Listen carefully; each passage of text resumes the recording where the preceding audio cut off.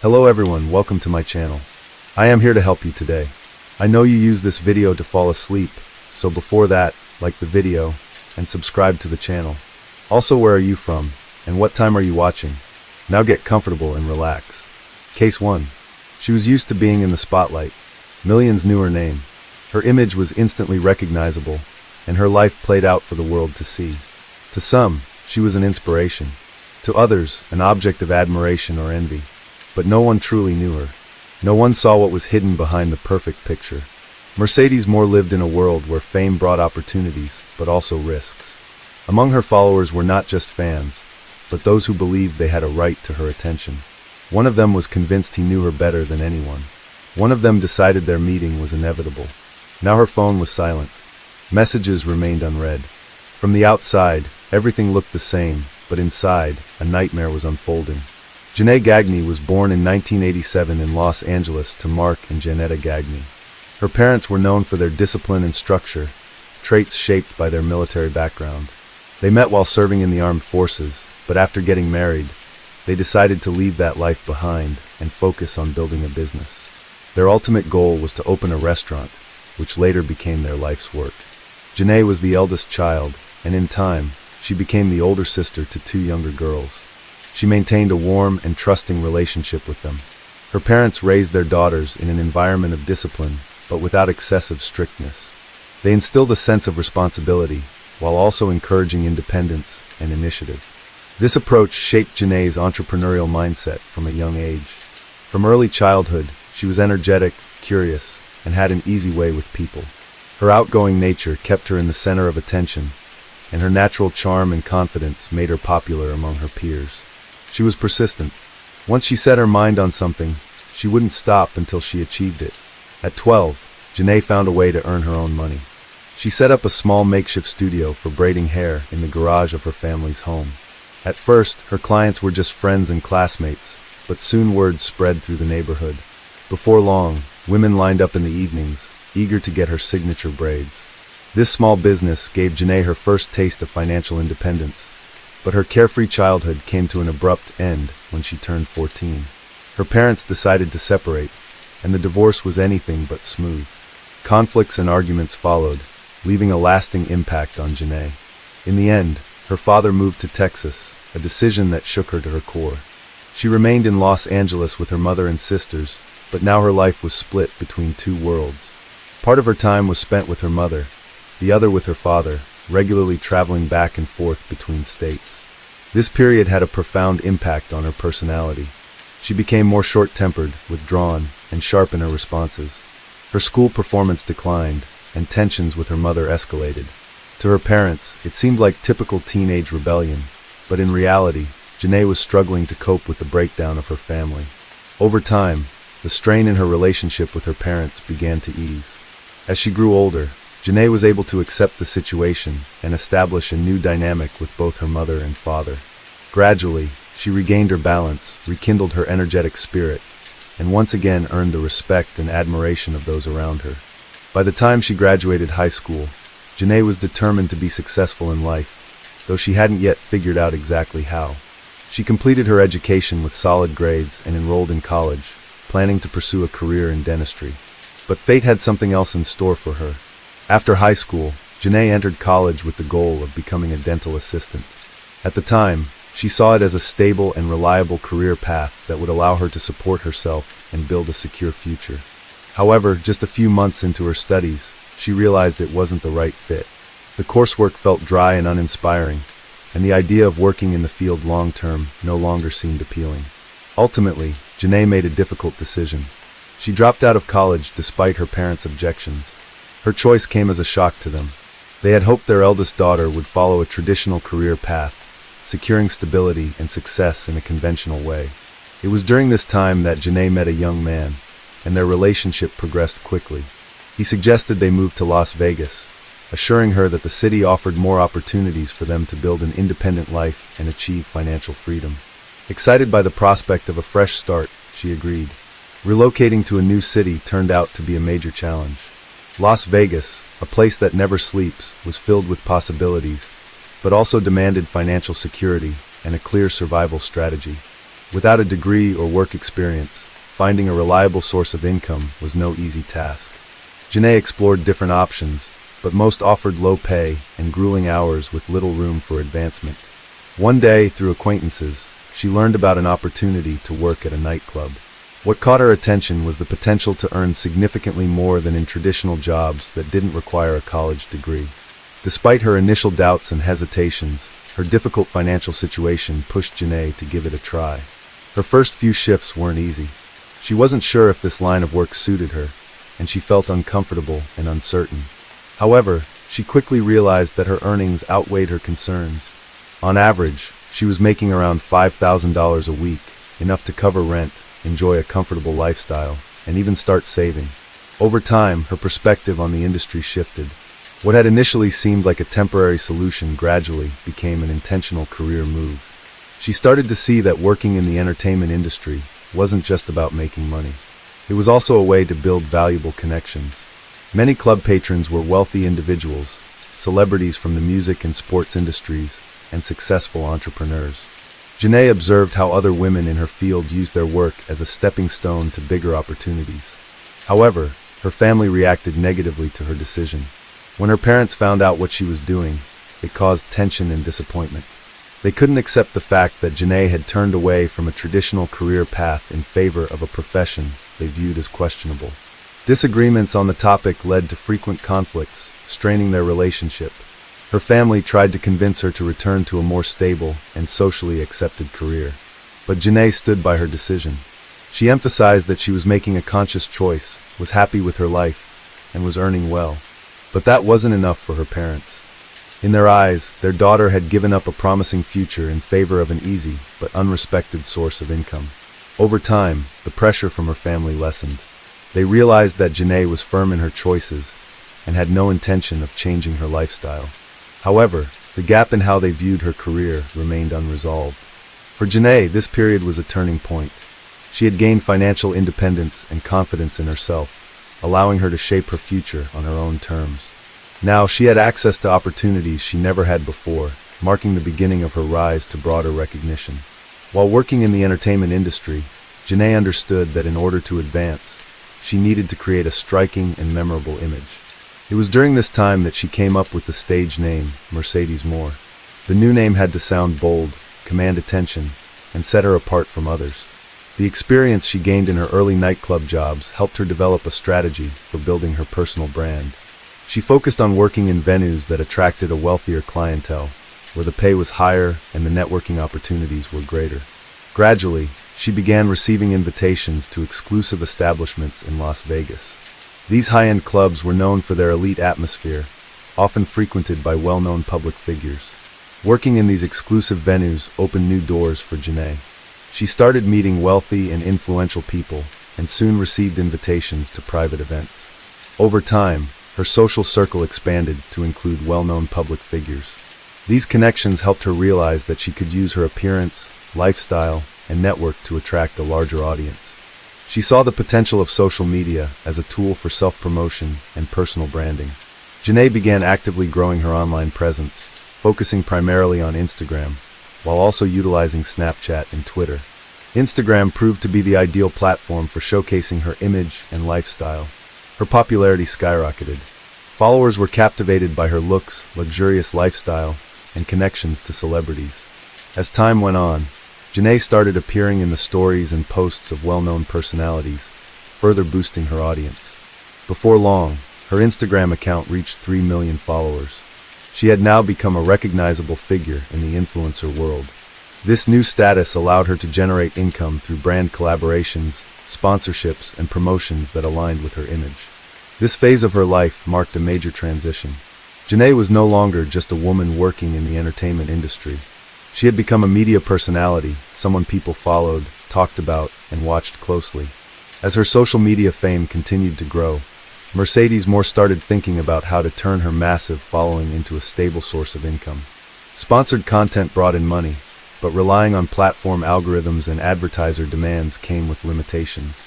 She wanted a way to take full control of her earnings and build a more direct connection with her audience.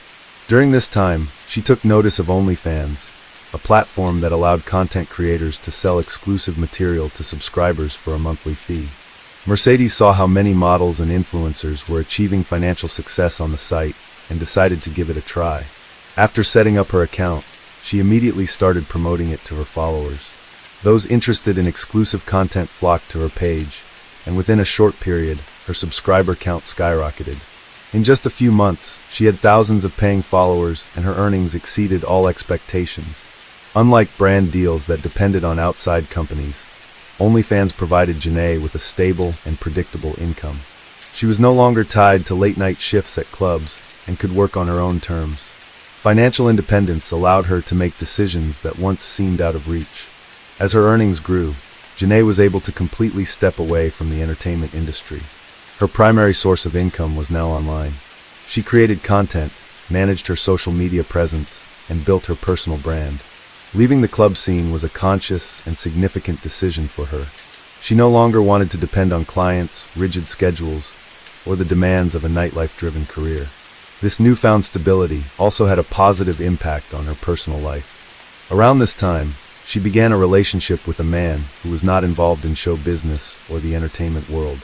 He preferred to stay out of the public eye, and their relationship developed away from media attention and fan speculation.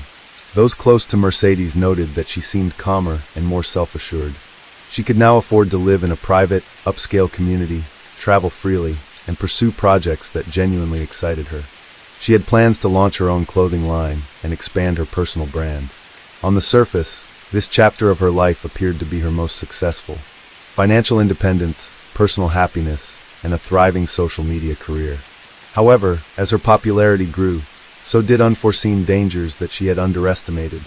Among her millions of followers were not just devoted fans, but also individuals whose unhealthy obsession could lead to serious consequences.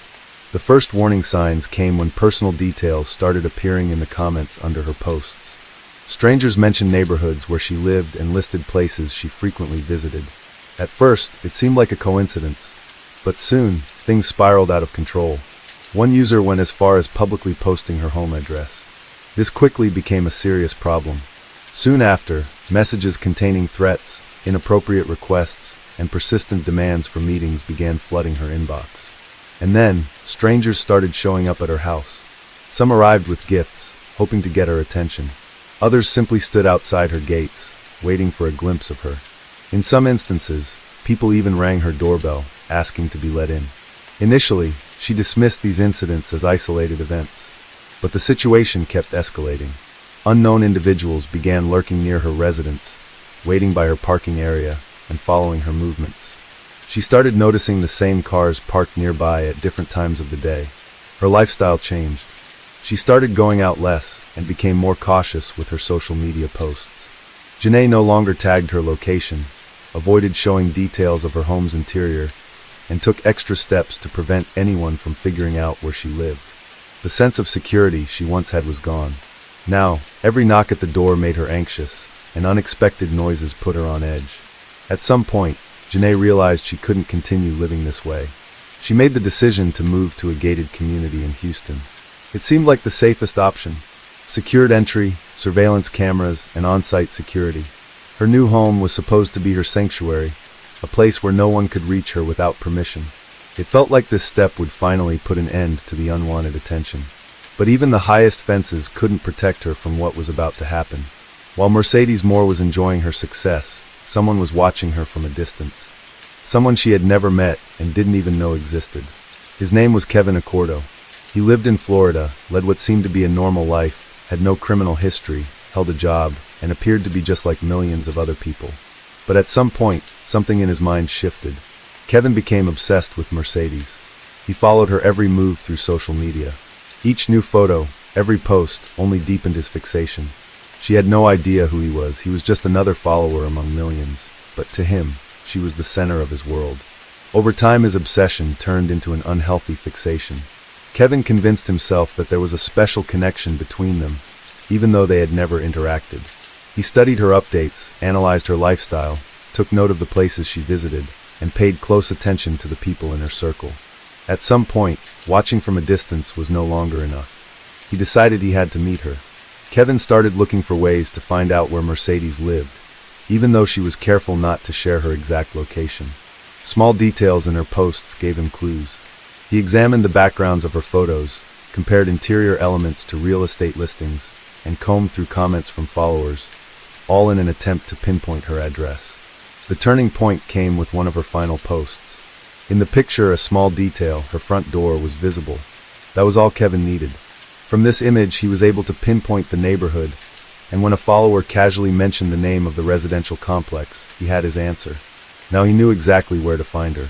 Without hesitation, he got into his car and began the long drive to Texas. It was a journey spanning thousands of miles. He crossed multiple states, spending days on the road, but none of that mattered to him. He was convinced that this meeting would change everything. When Kevin Accordo arrived in Houston, his main goal was to get inside the gated community where Mercedes Moore lived. The area was secured with controlled access and on-site security. However, he managed to bypass these protections. According to law enforcement, he may have slipped in behind a resident's vehicle as they entered the complex or posed as a delivery driver to avoid suspicion. Surveillance footage captured him several times walking near her home, suggesting he was surveying the area before making his move. There were no signs of forced entry.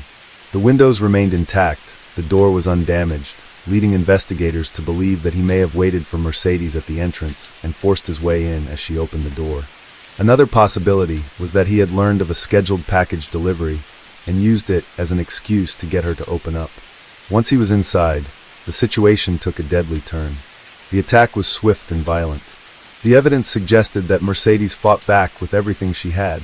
Bloodstains on the walls, floor, and furniture painted a picture of a desperate struggle. She resisted until the very end, but Kevin had the physical advantage. Her injuries told the story of a brutal assault. Bruises and deep marks covered her body, indicating a sustained and aggressive attack. The trauma suggested that she had suffered severe blows to the head. There was no firearm found at the scene, but authorities determined that the cause of death was asphyxiation. Kevin had likely grabbed her by the neck and refused to let go until she stopped moving. After committing the crime, he did not leave. He stayed inside the apartment for 3 days. For 72 hours, he lived in the home of the person he had taken from this world. He slept in Mercedes' bed, ate from her refrigerator, and used her personal belongings. His fingerprints were everywhere. His presence was imprinted in every room. During those 3 days, he also left writings on the walls, mirrors, and doors. They were scribbled in red lipstick, a collection of disjointed phrases. Some expressed regret, others hinted at betrayal, and there were cryptic messages about Mercedes allegedly wearing another man's ring. Investigators believed this either pointed to a severe mental breakdown or an overwhelming sense of injustice that he felt. No one raised the alarm at first because Mercedes' family was in another city. Concern only arose when she stopped responding to calls and messages. That was when her father, Mark Gagney, made the decision to check on her in person. Arriving at her home on the evening of August 29th, he immediately sensed that something was wrong. Her car was still in the garage, meaning she hadn't left the complex. He walked up to the front door, rang the doorbell, and knocked. No answer. Peering through the windows, he saw that the curtains were drawn, and there was no sign of movement inside. Mark knocked again, this time louder, another ring of the doorbell. Silence. He tried the doorknob, but the door was locked. Stepping back, he braced himself and threw his weight against it. It didn't budge at first, but on the second attempt, the lock gave way, and the door swung open. A strong, suffocating odor hit him instantly. The air inside was thick with decay.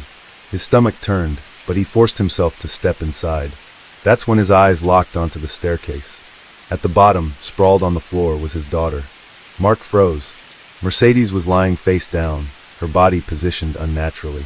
Her clothing was stained with dried blood, her skin pale, her lips tinted with a bluish hue.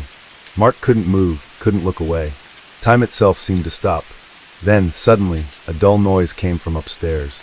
He snapped his head up. In the dim light of the second floor, he saw a figure collapsed on the ground. The man's body trembled slightly, but within seconds, he went still. Without hesitation, Mark ran up the stairs. Inside one of the rooms, on the floor in a pool of blood, lay a man with a lodged in his chest. He was still alive, but his eyes were already losing focus. Mark didn't recognize him. He had never seen this person before. Looking around, he noticed the same red writings covering the walls, mirrors, and doors. Lipstick scrawls, uneven and smeared, with erratic lettering that seemed to come from a deeply disturbed mind. Among the messages, "I'm sorry. I was deceived. She wore another man's ring." As Mark tried to process what he was seeing, the man on the floor took one final breath, and then he was gone. Police arrived just minutes after receiving the call. As investigators surveyed the scene, they identified the deceased as Kevin Accordo, a Florida resident with no prior criminal record and no history of legal trouble. It was confirmed that he had spent 3 days in the house after committing the crime. His actions suggested a deep psychological disturbance. He made no attempt to clean up the crime scene. He didn't try to escape. He simply waited. When the door opened and Mercedes' father stepped inside, Accordo realized his time was up.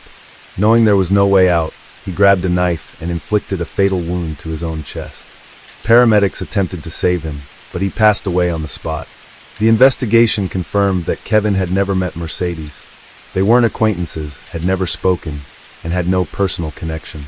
The only link between them existed entirely in his mind. Piece by piece, police reconstructed what had happened. A man had stalked her through social media, tracked down her location, traveled thousands of miles to find her, broken into her home, taken her life, and then lived in her space as if she were still there. The truth was finally uncovered, but it changed nothing. As news of Mercedes Moore's tragic death made headlines, the public reaction was immediate. The case sparked widespread discussion, quickly gaining traction in both mainstream media and social platforms. But almost as soon as the news broke, misinformation followed. False reports flooded the internet. Some sources claimed her passing was due to an overdose of prohibited substances, while others stated she had died from COVID-19. Speculative articles circulated rumors about her health, suggesting she had a serious illness, and that complications had led to her death. Then came an even more bizarre theory, one that alleged Mercedes had lost her life during an intimate encounter. This rumor gained traction after unverified claims surfaced about how her body had been found. None of these rumors were based on fact. Official sources quickly dismissed the false narratives, confirming that her death was a result of a premeditated crime linked to stalking. With the full picture now clear, law enforcement had no further doubts. The perpetrator was gone. There would be no trial, no legal proceedings, and no sentence. Kevin Accordo had evaded justice by taking his own life, leaving Mercedes' family with an overwhelming sense of unfairness. For her loved ones, it meant that no one would be held accountable. There would be no conviction, no punishment that could bring even a fraction of closure. All that remained were scattered pieces of evidence, signs of struggle, the cryptic writings on the walls, and questions that would never be answered. Her family was devastated.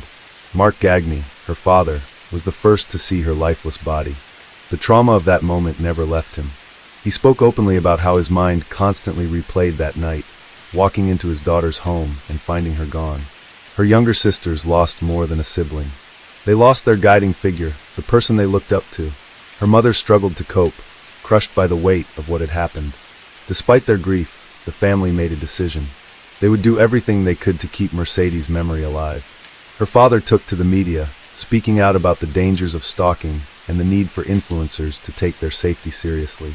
He wanted his daughter's story to serve as a warning to others. Case 2. The way children react to witnessing a serious crime can vary greatly depending on their age. Such traumatic events often lead to a range of psychological consequences, including withdrawal, heightened anxiety, aggression, or complete emotional shutdown. In these moments, it is crucial for a son or daughter to hear from trusted adults and understand that the frightening incident is over and that they are now safe. But what happens when two young sisters witness an act of extreme cruelty against their own mother? The case of Tiffany James, a young mother raising several children, sounds like something out of a horror movie, except it happened in real life, shaking the quiet town of Brandon, Florida to its core. Tiffany Joanna James was born on August 18, 1980, in Tampa, Florida. She was the only child of Rosalind James and Turner Humphrey. Her parents were never officially married and separated shortly after her birth. Her father moved to another state, started a new family, and showed little interest in his firstborn daughter. Many years later, as an adult, Tiffany took the initiative to find him. They talked, and she reassured him that she held no resentment or hard feelings, expressing a desire to stay in touch. Through this reunion, Tiffany met her half-siblings and their families. They quickly bonded, forming warm and supportive relationships. As for Rosalind, she focused on her personal life and left Tiffany in the care of her own parents. Despite having both biological parents, Tiffany was effectively raised by her grandparents. Her mother visited occasionally, but did not take an active role in her upbringing. Instead, it was her aunts, Barbara and Vicky, and her grandmother, Bua, who took on the responsibility.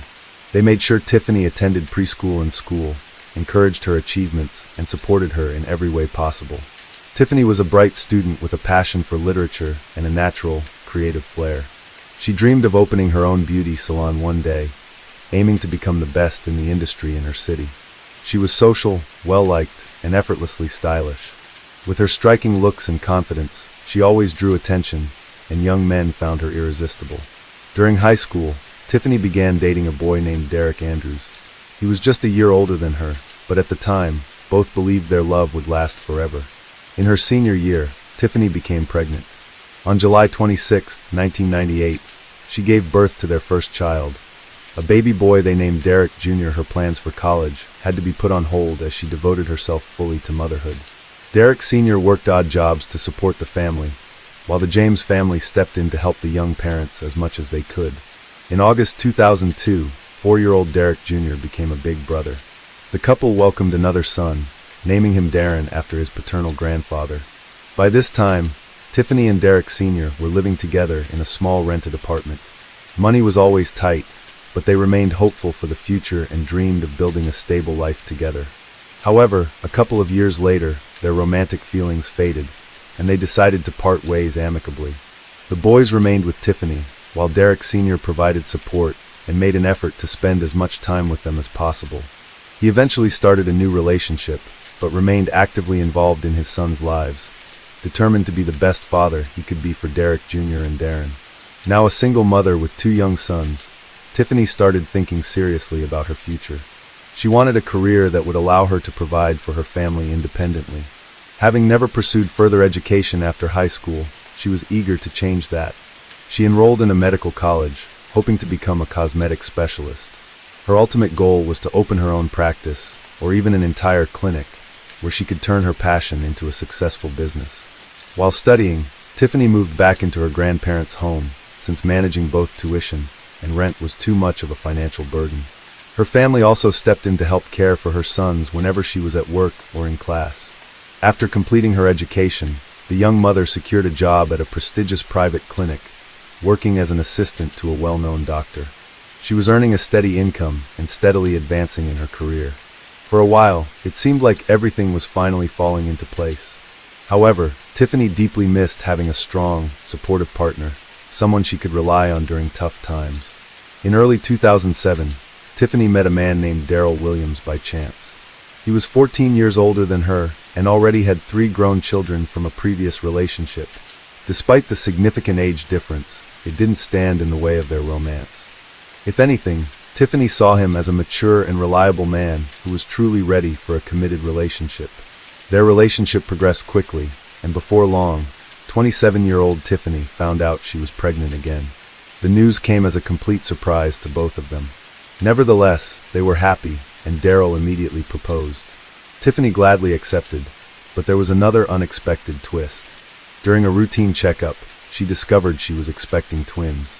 In March 2008, Tiffany gave birth to twin girls, whom she named Diamond and Dania. This joyful milestone brought a new sense of excitement into her life. She devoted herself entirely to her family, spending every free moment with them. She loved taking her children to events, exploring new activities together, and creating special memories.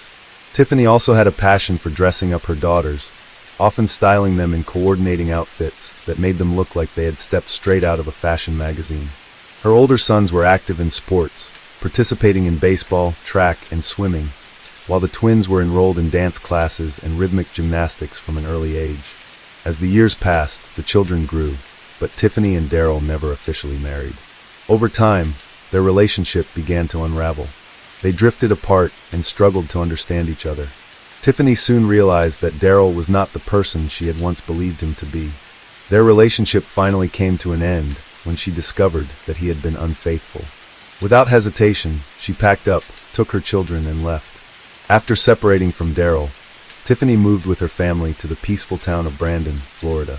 The community was known for its excellent infrastructure, low crime rates, and affordable housing, seemingly the perfect place to raise a family and start anew. Determined to build a stable future, Tiffany completed a hairstyling program and secured a job at one of the best salons in town. She quickly gained a loyal clientele and became known for her talent and creativity. With big dreams of one day opening her own salon, she began scouting potential locations to rent. Her skill, ambition, and growing reputation made her one of the most sought-after stylists in the area, setting the stage for a promising career ahead. The single mother of four moved into a spacious rental apartment in a newly built residential complex, located in one of the best neighborhoods in town. Nearby were a school, a dance studio, and a large sports center, everything she needed to provide her family with a comfortable and fulfilling life. By 2012, her sons had grown more independent and often helped care for their younger sisters. Around this time, Tiffany decided to reconnect with her father and her half-siblings. She traveled to Alabama to find them, and from that moment on, their family bonds were restored.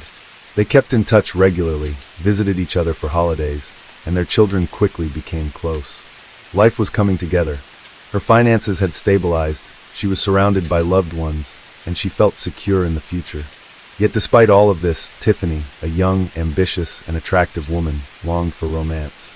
She still believed in love and hoped to meet a man who would not only love her, but also embrace her family as his own.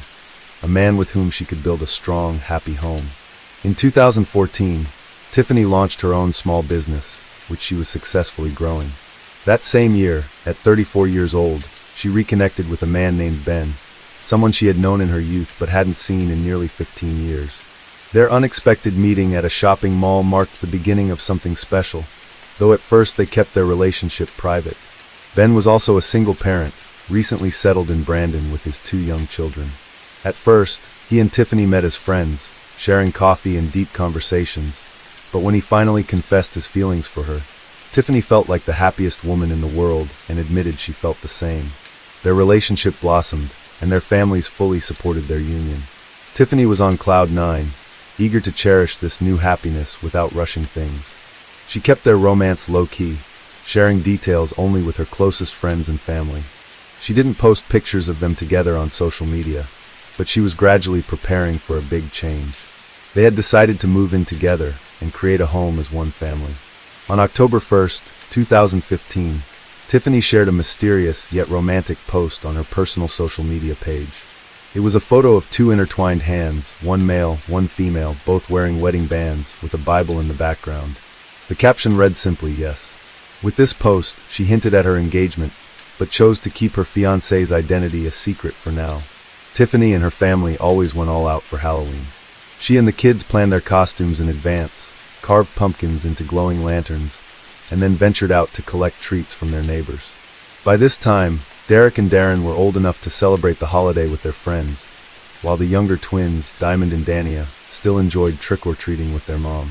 Since they lived in a large apartment complex, walking door to door wasn't as exciting.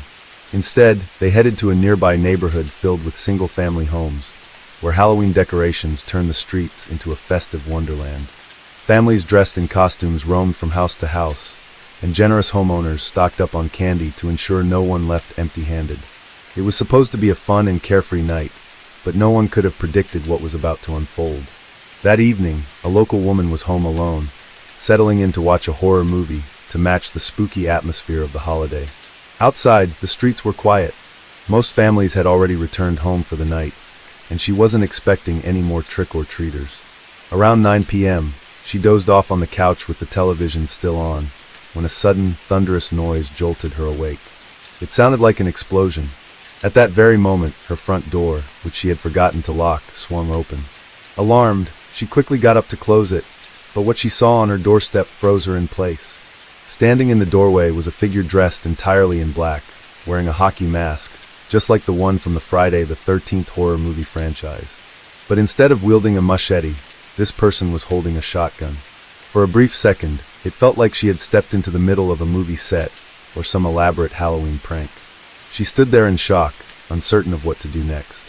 Then, her gaze dropped to the ground, where she noticed a woman lying at the stranger's feet. The woman was writhing in pain, struggling to move. The masked figure stared down at her for a few seconds, then raised the weapon once more. Terrified, the witness bolted for her door, slamming it shut just as two more deafening blasts echoed through the night. She collapsed onto the floor, covering her head with her hands, fearing she might be the next target. But then silence. The eerie stillness was interrupted only by a faint tapping on the window. At first, she ignored it, too afraid to move. But when the knocking came again, she cautiously inched toward the window and, against her better judgment, peered outside. Standing there was a young girl, her face streaked with tears. Without thinking about her own safety, the woman immediately rushed to the door to help. Outside, she spotted another young girl nearby, sitting on the ground in shock, hugging her knees tightly. Without hesitation, she pulled both of them into the house, locked the door, and grabbed her phone to call the emergency services. By then, other neighbors had also heard the commotion and called the authorities. When first responders arrived, they found a woman lying in a pool of blood on the pavement. Despite her critical injuries, she was still alive. Paramedics did everything they could, but on the way to the hospital, she succumbed to her wounds. The victim had no identification on her, and the two young girls found at the scene were too shaken to speak. However, as more neighbors gathered, they quickly recognized the woman, Tiffany, the owner of a local hair salon, and the two little girls as her twin daughters. Authorities immediately contacted the girls' relatives while the sisters were taken to the hospital for evaluation. Thankfully, neither had suffered any physical harm, but they were in deep distress. Mental health professionals were brought in to help them process the traumatic event. Dozens of people had been out celebrating that night, and several recalled seeing the horrifying scene unfold. However, piecing together the full story proved difficult. Many witnesses struggled to believe what they had seen. It had seemed so surreal, almost like a staged performance. Meanwhile, the masked attacker had slipped away into the crowd, blending in among the countless costumed revelers before vanishing without a trace. Some neighbors reported seeing a silver Chevrolet sedan parked near the house, shortly before the attack. Witnesses said the car suddenly sped off after the first loud noise, only to stop a short distance away moments later. It was unclear whether the driver had panicked and fled out of fear, or if they had some connection to what had just happened. Unfortunately, no one had noted the license plate, and no one could confirm if the driver was a man or a woman. To make matters more challenging, there were no security cameras in the area that could have captured the incident. Creating even a rough description of the suspect proved impossible. They were completely covered, wearing a full-body costume, a hood, a hockey mask, and gloves. Because of this, none of the witnesses could determine even basic details like gender or race. The only thing they could agree on was that the attacker was slightly taller than average and had a solid, muscular build. At the crime scene, Tiffany's handbag was found on the ground with its strap torn and its contents scattered. Initially, investigators considered the possibility of a robbery gone wrong. However, that theory was quickly dismissed. Cash remained untouched inside the purse, and Tiffany was still wearing several pieces of gold jewelry. Nothing had been taken. Besides, it seemed unlikely that someone would carry out such a violent act over a simple mugging, especially while wielding a shotgun. The level of aggression in the attack suggested a personal motive. But who would want to harm Tiffany, a beloved mother and well-respected member of the community? Investigators started by questioning her former partners, as well as her current boyfriend. However, Tiffany had been separated from both Derek Andrews and Daryl Williams for years, and if there had been any lingering conflicts, they had long since faded. Her current partner, Ben, was a much bigger mystery. Tiffany had kept their relationship private, sharing very little about him with friends and family. Given the secrecy surrounding their romance, detectives decided they needed to question him immediately. Officers were sent to his house around 5 a.m. the following morning. Despite the early hour, every light in Ben's house was on. He was sitting by the front door holding a shotgun. The officers ordered him to drop the weapon and raise his hands. He complied immediately, insisting he had nothing to do with what had happened. Instead, he begged the officers to protect his children. Ben explained that he had found out about the crime hours earlier and had been terrified that the attacker might come for him next. He felt he needed to protect his family. During questioning, Ben revealed that in the months leading up to the incident, Tiffany had confided in him about a stalker, someone she believed was following her. She suspected it might be her ex-fiancé and the father of her twin daughters, Daryl Williams. Their breakup had been far from amicable, and recently, They had been battling for full custody of the girls in court. Ben also provided a solid alibi for Halloween night. He explained that he, Tiffany, and their children had been trick-or-treating together earlier in the evening. Later, he took his children to visit relatives while Tiffany and the twins planned to stop by another neighborhood, pick up some things from home, and then stay the night at his house. But she never arrived. Close to midnight, Tiffany's oldest son called him with the devastating news. Once investigators confirmed Ben's alibi, they released him and allowed him to return home. Now, law enforcement turned its focus to Daryl Williams. Could he have been involved in such a brutal act? Still, detectives had their doubts.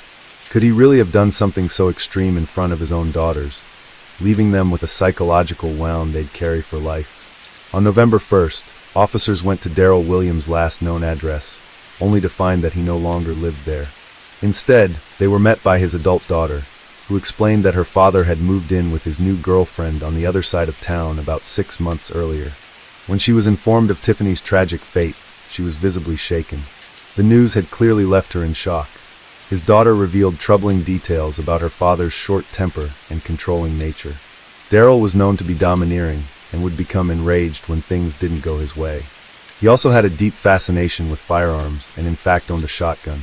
She went on to explain that her father's breakup with Tiffany had been anything but amicable. He had been extremely resentful about having to pay child support and had fought hard for full custody of the twins, though he knew his chances were slim. However, if Tiffany were no longer alive, he would have had a much stronger case to gain custody of the girls. The daughter admitted that, in her opinion, her father was a ruthless man, one she believed was fully capable of committing such a crime. Following this conversation, investigators headed to Daryl's workplace, a large chemical plant. His supervisor described him as a hard-working employee, someone who could handle the workload of 2 people and was always willing to cover extra shifts. However, Daryl's aggressive personality often led to conflicts with coworkers, sometimes escalating into physical altercations. Interestingly, on the night of November 1st, Daryl had refused to take a last-minute shift change for the first time since he had started working there, citing personal matters. This unusual behavior raised even more suspicion, as it meant he had no confirmed alibi for the night of the crime. Detectives then made their way to the home of Daryl's new girlfriend, a woman named Rosalind. Parked in the driveway was a silver Chevrolet sedan, matching the description of the car seen near the crime scene. When Rosalind opened the door and saw the officers, she became visibly anxious. However, once she learned why they were there, she insisted that Daryl had been with her the entire night and had never left the house. With no physical evidence to detain Daryl, investigators decided to speak with the most important witnesses, Tiffany's daughters. The girls were still in deep shock. Dania barely spoke, suffered from nightmares, and refused to sleep without the lights on. Diamond seemed to be coping better, but whenever the conversation turned to that terrible night, she would break down in tears and shut down. A skilled psychologist was brought in to gently guide the sisters through their trauma, and eventually, they began to open up. The girls revealed that while visiting their father, they had frequently seen a mysterious man come by and hand Daryl folders filled with paperwork. One day, after their father had stepped out, their curiosity got the better of them.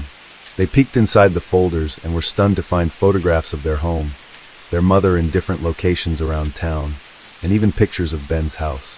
It became clear that Daryl had hired a private investigator to track Tiffany. Even more damning was the fact that just 2 days before Tiffany's death, she had won full custody of the twins in court, forcing Daryl to pay child support, something he had been adamantly against. With this new information, police obtained a warrant for Daryl's arrest. Given Daryl's known history with firearms and the likelihood that he would resist arrest, officers decided to apprehend him at work, where security measures were strict, reducing the risk of an armed confrontation.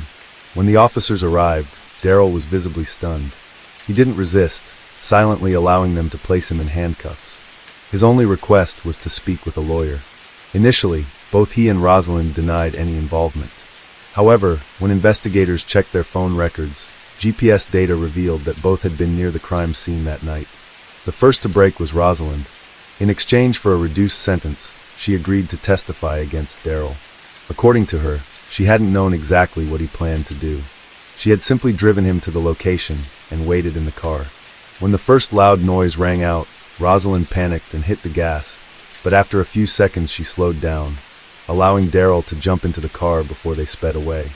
She insisted that the only reason she later gave him an alibi was because she feared for her own life. Daryl Williams was charged with first-degree homicide, a crime that carried the possibility of the death penalty. Desperate to avoid the harshest sentence, he did everything he could to shift the blame. When he learned that Rosalind had testified against him, he tried to turn the tables, claiming that she had been having an affair with his adult son, and that the two of them had conspired behind his back to frame him.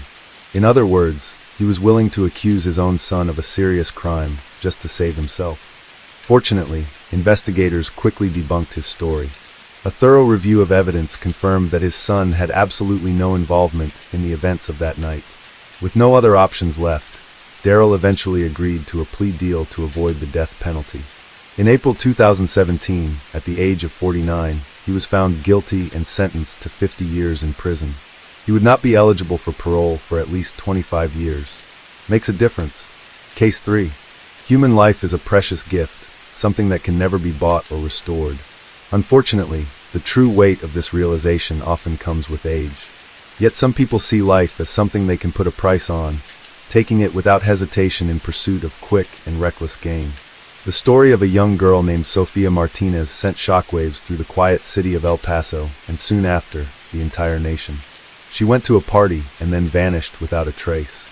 Later, the horrifying truth would leave everyone in disbelief. Sofia Maria Martinez was born on November 14, 1981, in El Paso, Texas.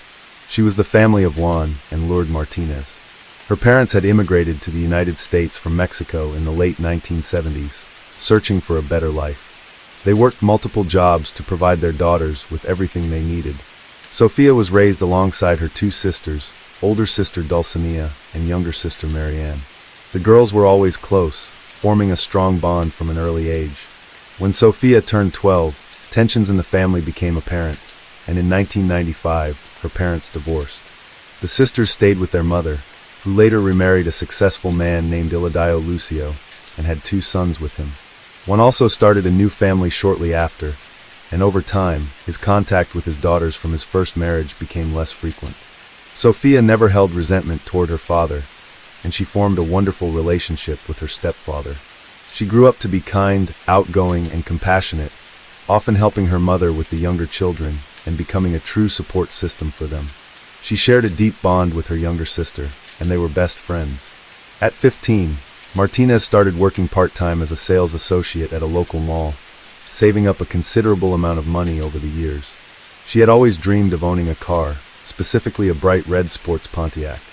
Her mother and stepfather knew about her dream, so when she turned 18, they gifted her the remaining amount she needed to buy it. In November 1999, Sofia finally drove her brand new car off the dealership lot, a car she had admired for so long. She took great care of it, keeping both the interior and exterior spotless and driving cautiously. The car was her pride, and she never let anyone else drive it. By 2000, Martinez was preparing for graduation. She was excited for the upcoming senior prom, carefully selecting the perfect dress, shoes, and accessories. She and her sister spent weekends shopping, trying on different outfits, planning hairstyles, and choosing the right makeup for the big night. In February, senior yearbook photos were taken, where students posed in traditional graduation caps and gowns. Sofia was beaming with happiness, eagerly looking forward to starting college. She had already set her sights on continuing her education at the prestigious University of Texas, where she planned to major in history with the goal of becoming a teacher. But tragically, her dreams would never come true. Sofia had always been surrounded by friends, but she had never been in a serious relationship. She prioritized school and work over dating, and while she occasionally accepted invitations from young men interested in her, none of those encounters turned into anything meaningful. In early March, her coworker Justin, who worked with her at the mall, suggested setting her up on a blind date with a good friend of his.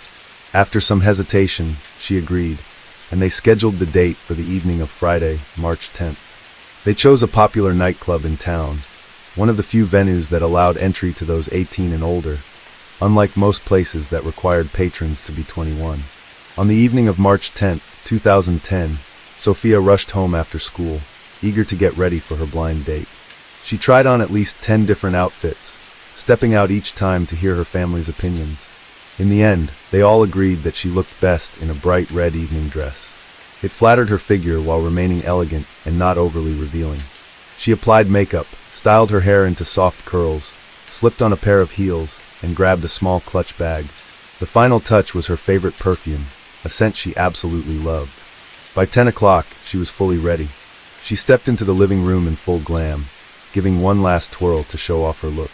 Her family was in awe, certain that Sophia could win over any guy. She, in turn, promised to be home by no later than 2 in the morning, since she had a scheduled work shift at the mall on Saturday. No one was particularly worried. She was responsible and always kept her word. At 10:10 p.m., with a bright smile, Sophia left the house, slid behind the wheel of her beloved red Pontiac, and waved to her family watching from the window. None of them could have imagined that this would be the last time they saw her alive. The next morning, her younger sister, Marianne, peeked into her room and immediately noticed something strange. Sophia wasn't there, and her bed wasn't just neatly made. It looked untouched. It seemed like she had already left for work, but her employee badge was still sitting on the vanity, and her usual work shoes were in the corner by the closet. Marianne told their mother, and at that moment, the phone rang. It was Sophia's employer, calling to report that she had never shown up for her shift, something that had never happened before. Now, her family was truly alarmed and unsure of what to do next. Sophia didn't have a cell phone, which wasn't unusual at the time, so her family started calling landlines of friends, classmates, and coworkers, but no one had seen her since the night before, and they didn't have the number of the guy she was supposed to meet. They also called local hospitals, fearing she might have been in a car accident. By the evening, with no information on her whereabouts, Lourdes went to the police to report her daughter missing. She brought a recent photo of Sophia and gave a detailed description of what she had been wearing when she left home. She also provided full details about the car she was driving, the chilling discovery in the desert. On Saturday, March 11th, in the neighboring state of New Mexico, a red Pontiac was found abandoned about 100 yards off the highway that connected the two states. The passenger side window had a bullet hole, and inside the car, on the seat, steering wheel, and headrest, were dark, dried stains resembling blood. Experienced officers immediately suspected that a crime had taken place, and that the driver was either seriously injured or worse. The vehicle was taken to a forensic lab for examination. However, since the discovery happened in another state, law enforcement had no immediate connection between the car and the missing girl from Texas. After checking the vehicle's registration, authorities confirmed that the red Pontiac belonged to Lourdes Martinez Lucio from Texas. They contacted her to determine whether the car had been stolen, only to learn that it had been driven by her daughter, who had been reported missing the day before. No one could understand how Sophia's car had ended up abandoned in the desert of a neighboring state or where she might have gone. Lourdes insisted that her daughter deeply valued her car and would never abandon it, which meant something must have happened. One theory was that the vehicle had been hijacked and that Sophia may have been injured, but there was still hope that she could be found alive. However, with no immediate leads, law enforcement was left uncertain about where to even begin their search. The next day, on Sunday, March 12th, a group of teenagers walking near the outskirts of El Paso noticed something bright in the desert and decided to take a closer look. As they approached, they discovered the lifeless body of a young woman in a red evening dress. They immediately ran home to inform their parents, who then contacted the police. Within an hour, forensic investigators arrived at the scene. Officers found the young woman lying on her back, her face so badly disfigured that she was unrecognizable. Her dress was soaked in blood and covered in sand. Although no identification was found, police were nearly certain that they had just discovered the body of the missing girl from 2 days earlier. When the Martinez family was notified that a body had been found in the desert, Lourdes refused to believe it. She was convinced that there had been a mistake, that her daughter was still alive.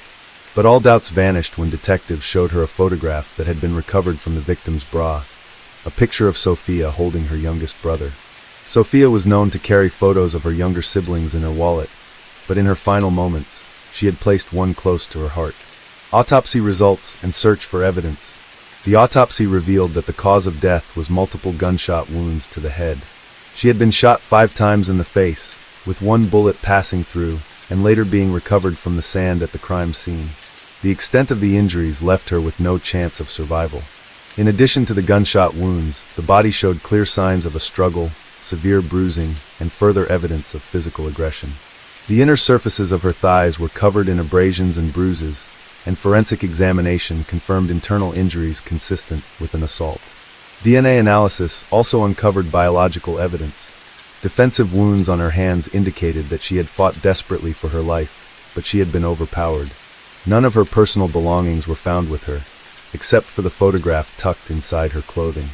Due to the extent of the injuries, DNA testing was required to confirm her identity, as even dental records were of no use. Toxicology reports later confirmed that she had no substances in her system at the time of her death. Near the body, investigators discovered multiple shoe prints, most of them blurred, but one clear impression allowed forensic analysts to determine the size and tread pattern of the sole.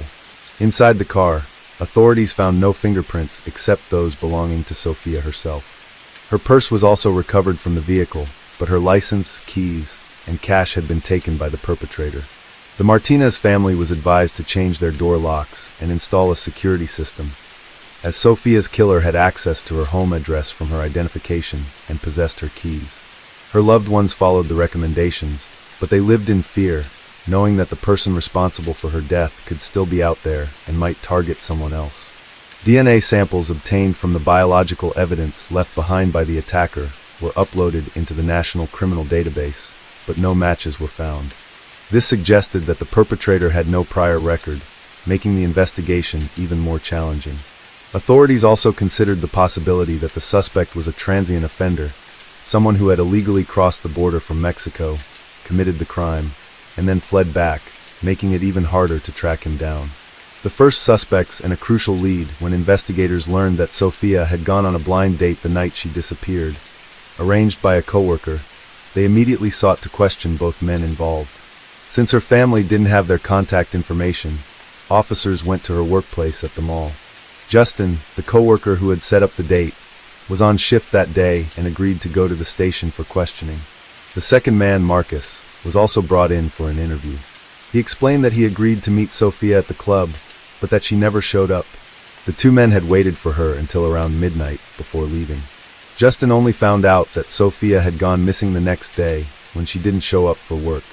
Both men willingly took polygraph tests to verify their statements, provided DNA samples, and handed over the shoes they had worn that night.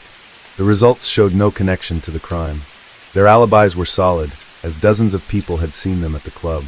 During a more thorough inspection of Sophia's car, officers found a crumpled ATM receipt that had fallen under the driver's seat. The timestamp showed that at 10:23 p.m., she had withdrawn $20 from an ATM just a few blocks from her home. This became a significant lead because the area had surveillance cameras at the ATM and on surrounding buildings. The final moments caught on camera. Investigators reviewed footage from all available cameras, and what they saw was shocking. The crime had been captured from multiple angles, allowing authorities to piece together what had happened. At 10:22 p.m., a red Pontiac pulled up to the ATM. The driver's side window rolled down, and a young woman withdrew $20 from her account. The footage clearly showed that she was alone in the car. After taking the cash, Sophia lingered for a moment, using her compact mirror to touch up her lipstick. At that moment, a figure dressed entirely in black with a hood pulled over his head crept up behind the car. Sophia didn't notice him until he was already at her window. Without hesitation, he pulled out a firearm and shot her in the head. But he hadn't intended to end her life, only to wound and intimidate her. The bullet grazed her cheek, clipped her nose, and exited through the passenger side window. A moment later, the injured Sophia, holding a tissue to her bleeding face, withdrew an additional $200 from her account. The car then began to pull away from the ATM, with the assailant now inside, holding the weapon to the back of her head. Within seconds, the vehicle disappeared from the camera's view, and what happened next remained unknown. It's important to remember that this occurred in the early 2000s, when surveillance camera quality was far from what it is today. The footage was grainy and lacked detail, making it impossible to create a composite sketch of the suspect. All that could be determined was that the attacker was a white male of average height and slim build, possibly with facial hair. This information, along with clips of the attack, was broadcast on local television, warning residents of the danger and asking anyone who recognized the suspect to come forward. A long and frustrating investigation. Following the news segment, Police received dozens of calls, but none provided any useful leads.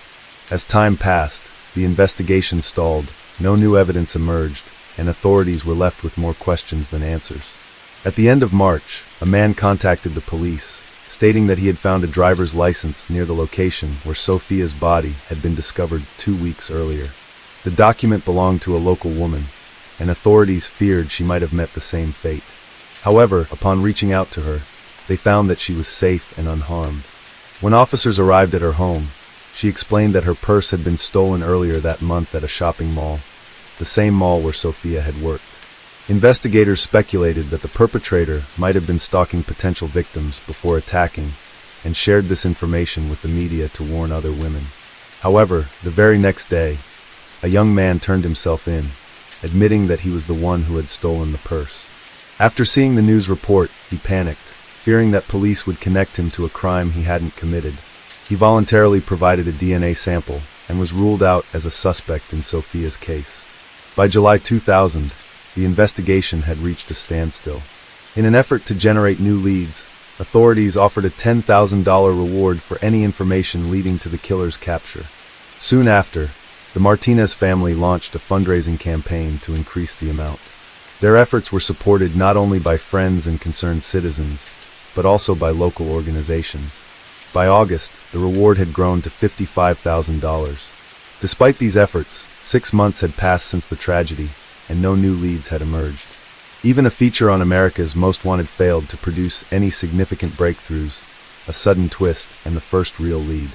On September 30th, 2000, a young woman called the police, claiming she knew who had taken Sophia's life and was willing to provide details in exchange for the reward money. While false tipsters seeking financial gain had come forward before, this time the witness claimed to have physical evidence. The caller was Heather Napawaski, a 20-year-old mother of 2. According to her, the crime had been committed by her boyfriend, Michael Jacques, and their mutual friend, William Berkeley. As proof, she handed over a severely burned driver's license belonging to Sophia Martinez.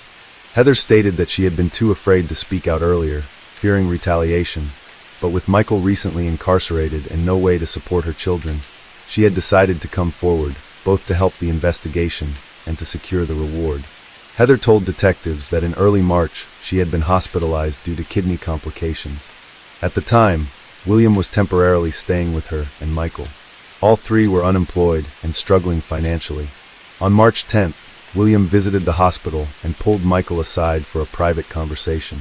Heather overheard parts of their discussion and realized they were planning something illegal, but she assumed it was related to selling prohibited substances, which they had been involved in before. She didn't question them further. Shortly after, both men left, taking a box of latex gloves from a medical supply cabinet. Later that night, around 11 p.m., Michael returned to Heather's hospital room and told her they had managed to get some money. According to Jacques, he had hidden near an ATM and signaled to William when a lone driver pulled up. Once the money was withdrawn, William allegedly approached the vehicle, threatened the driver with a firearm, took the cash, and ordered them to step out of the car.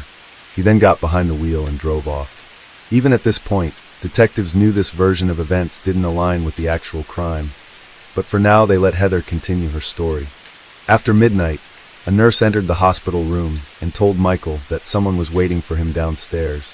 It was William who said they needed to get rid of the car.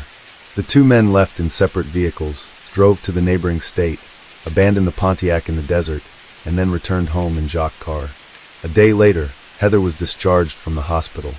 She was anxious, wondering whether the injured person would report the crime to the police. To calm her down, Berkeley showed her a driver's license belonging to Sophia Martinez, pointing out that it contained her home address. He casually remarked that if necessary, the victim could be intimidated into staying silent.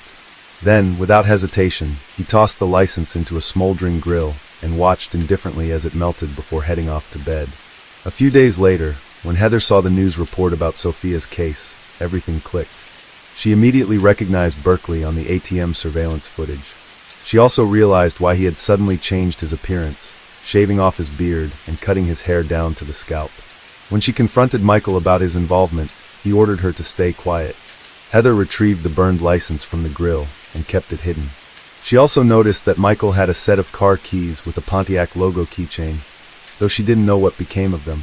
In August, Berkeley moved out of their home, and in September, Michael was arrested on charges related to distributing prohibited substances. Only then, feeling safer, Heather decided to tell the truth and make some money in the process. Following Heather's statement, investigators immediately brought in 23-year-old Michael Jacques for questioning. Surprisingly, he didn't deny involvement and agreed to share his side of the story. According to him, he had nothing to do with Sophia's death, but admitted to helping his friend cover up the crime. Michael stated that both he and William were desperate for cash and decided to rob someone at an ATM. When the red Pontiac pulled into the parking lot, Jacques saw that the driver was a young girl and attempted to call off the plan. However, his partner misinterpreted the signal as a go-ahead. Michael was aware that William had a firearm, but claimed he never imagined he would actually use it. The situation escalated within seconds, and before he knew it, the car had sped off into the night.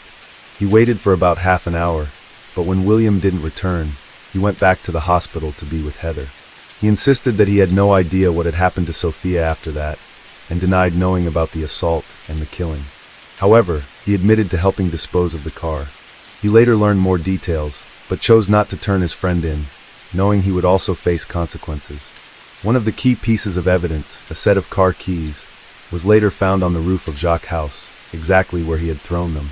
The primary suspect, 20-year-old William Berkeley, was arrested in early October at his parents' home. He had no prior criminal record, but those who knew him described a long history of aggression and cruelty. Since his school years, he had physically attacked classmates, former girlfriends, and even his own mother, yet none of them had ever filed a police report. At the same time, he was exceptionally talented, creating artwork that had even been displayed in galleries. During his initial interrogation, Berkeley avoided details but admitted to robbing Sophia, claiming he needed money. However, when questioned about the assault, he insisted that the encounter had been consensual and that he had accidentally shot her afterward. In later interrogations, once he realized the gravity of the situation, Berkeley began changing his story. He now portrayed himself as a victim, claiming he was merely carrying out a scheme orchestrated by Michael.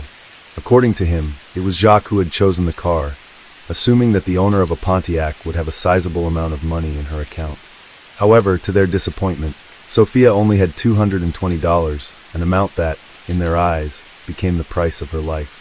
The trial and sentencing leading up to the trial, the former friends desperately tried to shift the blame onto each other, but the evidence against Berkeley was overwhelming. During a search of his home, authorities recovered the murder weapon, a .22 caliber handgun. His DNA was found on the victim, and in his bedroom, investigators discovered a pair of sneakers that perfectly matched the footprints left at the crime scene. On April 7, 2002, Berkeley was convicted on all charges and sentenced to death by lethal injection. The sentence was carried out in the spring of 2010. Throughout the years leading up to his execution, he never showed remorse for his actions. On November 3, 2002, Michael Jacques was also found guilty of conspiracy to commit a crime and evidence tampering. He was sentenced to life in prison, with the possibility of parole after 40 years. As for Heather, she received the promised $55,000 reward, but the money brought her no happiness. She lost custody of her children, and at the age of 35, she passed away due to complications from a chronic kidney condition. Case 4. They say a successful family business can turn a couple into a powerful and thriving dynasty. But just as easily, it can become the catalyst for a high-profile breakup and courtroom battles. At first glance, building a business with your partner sounds like a dream: complete trust, minimal risk of betrayal, and all the money stays in the family. But what happens when that modest venture suddenly grows into a multi-million or even multi-billion-dollar empire? Will it bring the couple closer together or spark conflict, rivalry, and deep resentment? The case of Andrea MacDonald was both complex and unsettling, even though from the start it seemed fairly clear who was responsible for the crime. She vanished from her own home without a trace, and almost no one believed she was still alive. Still, without a body and with barely any solid evidence against the suspect, the situation was stuck. Months passed with no resolution, and the person responsible appeared to be on the verge of walking free. Then, just when hope was nearly lost, a local rancher made a chilling discovery that changed everything. Andrea Martina MacDonald, née Anderson, was born on February 18, 1990, in the small coastal town of Port Antonio, Jamaica. She was the eldest of two daughters raised in a modest household by Inmarine Smith and Desmond Anderson. From a young age, Andren was known for her outgoing personality, natural charm, and striking looks. She had plenty of friends and often drew admiration from those around her.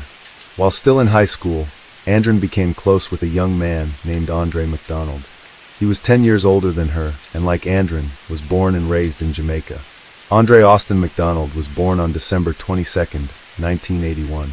He was the only child shared between Marlena and Everton MacDonald. His father had previously been married to a woman named Camilla, who passed away early, prompting Everton to remarry. Andre's parents eventually separated while he was still in school, and his father later moved to the United States, eventually settling down for a third time with a woman named Hannah Hamilton. In the early 2000s, Andre relocated to Florida to live with his father. He was accepted into the International Technical University, where he earned a degree in engineering. However, instead of pursuing a career in that field, Andre chose a different path. He enrolled in military training, signed a contract, and went on to serve in the U.S. Armed Forces. Throughout his time in military, Andre kept in close contact with Andren. The two would talk often, message each other, and meet up whenever Andre returned to Jamaica to visit his mother. Over time, their bond deepened, turning into something meaningful and long-term. Eventually, they realized they couldn't imagine life apart. As soon as Andren finished high school, she moved to the U.S. to be with Andre. About a year later, they had a small wedding, inviting only their closest loved ones. Shortly after tying the knot, Andre received new orders and was transferred from sunny Florida to Lackland Air Force Base in San Antonio, Texas. Andren wasted no time building her future. She enrolled at the University of Texas, earning a degree in economics.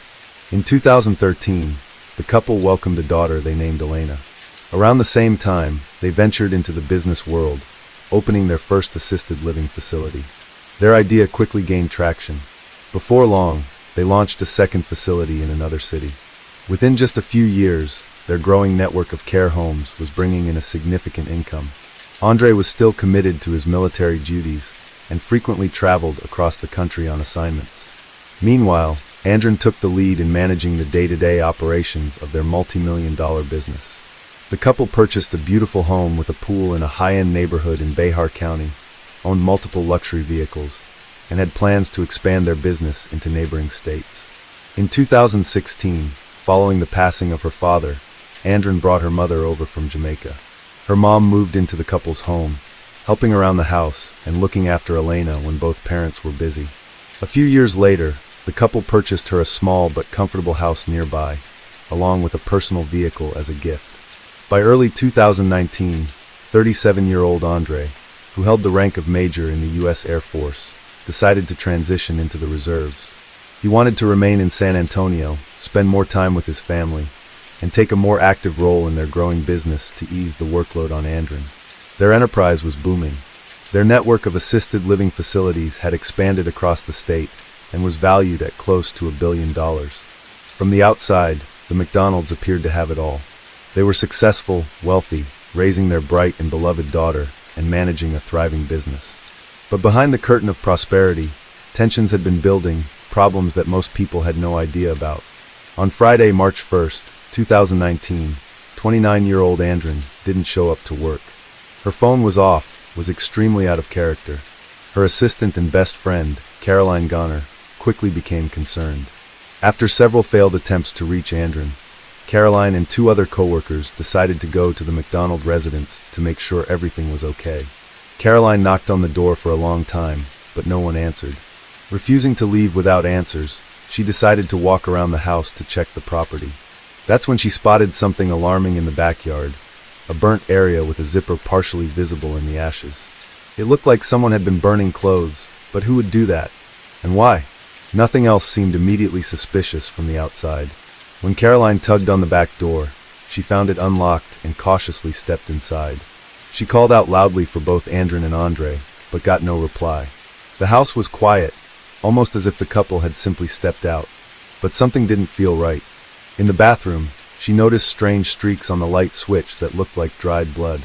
There were also a few dark stains on the floor that raised serious concerns.